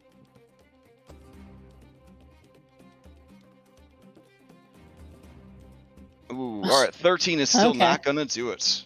Okay. And then play will pass to discretion. Well, I think you still get the resistance. So. Yeah. Yeah. Still very useful, yeah. And at this I level, will- even 3 points of resistance is huge because I mean We don't have a lot of health. you don't have a lot of health. Yeah. Yeah. So all of my like sneaky and like finesse type things, quite is not working as this. So this is just a triple claw round. Okay. Okay, I'll take a hit. All right. There's a hit. Right. So he does not take any damage from the 2 because he has resistance 2 to physical. It's not great. All right, you get 2 more Okay. Pac-Mans. It is no longer a triple claw round. It Okay. is instead a escape grapple round. All right. Now is escape a map? Yes. All right. So target him and then roll your map escape. Yeah. Ooh, that's not gonna work. All right. Okay, now not that I don't have that utmost confidence in this combat, but I will as my third action. Oh wait, is interacting to pull an item out, is that manipulate? I believe pulling out an item is a manipulate. Yes. It's only a DC 5 though, so you can. Yeah. Well, it's Right, a but they, flat check 5, so there'll be a 25% Yeah. chance that it, or 20% chance that it fails. It's also 2 attacks opportunity. Yes, true, because these guys do have opportunity attack. Yeah, so I would actually rather not. Okay. Well, then I guess I'm just claw. I got that All right. -8. Yeah, okay, that's all. Oof. Okay. Play passes to the likable Gold Tank Reserve. It is hearing the sirens. It's going to move. It is going to unlock, and it's going to open the door to the east. So right of you guys' current location, around the corner. And that is its turn. Bella, finish this up for the week. Oh, Finish strong. Oh man, my friends are in trouble. I feel like I need to go with my best action economy because that's what I'm learning. I don't think I could even save stack this turn. So what I'm gonna do is shit, is so much action economy. I have to use 1 action to pull out an alchemist fire, and then no, I can draw and throw on the same. So because I have quick draw, so I pull out an alchemist fire and I throw it in 1 Pac-Man at this one right here, target. Okay. And then doing this, it will put the other one in the splash zone, but not Nice. my friends. Okay. Okay. Oh, well, I have 1 hero point still, because I, All right. I did the recap. So I'm going to do reroll. I'm not going to vomit with anxiety, rerolling with 0 point. Oh, you no! gotta be fucking kidding me! Okay. All Is of my karma for being Barnabas for a year and a half coming back from me. Okay. Well, it doesn't really matter because either way, they're gonna both take 1 fire damage. Not that it's gonna do much. All right. So they each take 1 fire damage. Love being an alchemist. That was 1 action. My second action, I'm going to pull out an elixir of life. I guess I just gotta utilize them all. I'm gonna pop through the window with a stride. Okay. All right. Small Like- creature, no problem. I'll move you through. Thank There you you. go. And then, he's holding on to that. I think I'm gonna back up from here and Okay. try to put myself 15 feet away from Stack. Okay. So that way, on the next turn, I can get to him. Yeah, perfect. And Oh, and this door would have been left open, I believe. okay, yeah, that Yeah. makes sense. Okay. All right, that is my turn. Oh, all right. So that is where, whew, we will leave off. Okay. Okay. I mean, it's all right. It's all right. It's all right. Mm. Vulture's It's got full spicy. health. It's Yeah, spicy. Vulture's got full health. Ketchum's doing pretty good. You guys are both grabbed. Stack's having a rougher time. Bella's at full health. I mean, it could be so much worse. It could be so much worse. All right. All right. Quick announcement. Tomorrow morning we got Curse of Strahd Daybreak. Pretty exciting stuff going on in that game. Werewolves. That's all I'm gonna say. Werewolves. And a Sunday night. magic tower. Oh, that's true. Sunday we've got Mythic. Sunday night we got Mythic Odyssey. Monday night we've got Alkenstar Sunset. And then Tuesday we've got Abomination Vault and Cyberpunk. Wednesday we're going to be playing some more Baldur's Gate 3. We are in Act 3, the titular Baldur's Gate. We ended last session with a TPK, so it's our fourth one of the campaign. It's not too bad. No reloads, so that's pretty good. And Thursday we got Curse of Strahd Nightfall. They might also be going to a tower. That's weird. They were in different parts of the world, but now they're converging. And then Saturday we'll be back here because I don't think anything's going on Friday. So Saturday we'll be back here. Does anybody have any announcements before we adjourn? Ryman the Frost Maiden with Orpheus on Fridays. All right. Good stuff. I appreciate everyone's patience as we continue to learn the system. I mean, we went through 5 rounds here. I think pretty quickly as everybody's kind of getting a sense of what they can and can't do. And I think it'll only get easier as we learn more and more of the rules, and it becomes memorization kind of deal. I'm looking forward to seeing how you guys get out of this mess, or how much bigger the mess becomes next week. So if you have any questions about the game between now and then, just of course hit me up on Discord. If you want to, without too many spoilers, kind of check in on the other group. We do have the neutral territory that is the Alkenstar Saloon. So no spoilers from your group to their group, but a little chat about the campaign's all right. And then of course you have the Discord where you could talk and plan and scheme in between sessions. That's totally all right. All right. Hope everybody enjoys the rest of their weekend, and I'll see you next time. Thanks for running. Mm-hmm. And thanks Yeah, everyone for tuning in. Catch you next time. Back to the dashboard.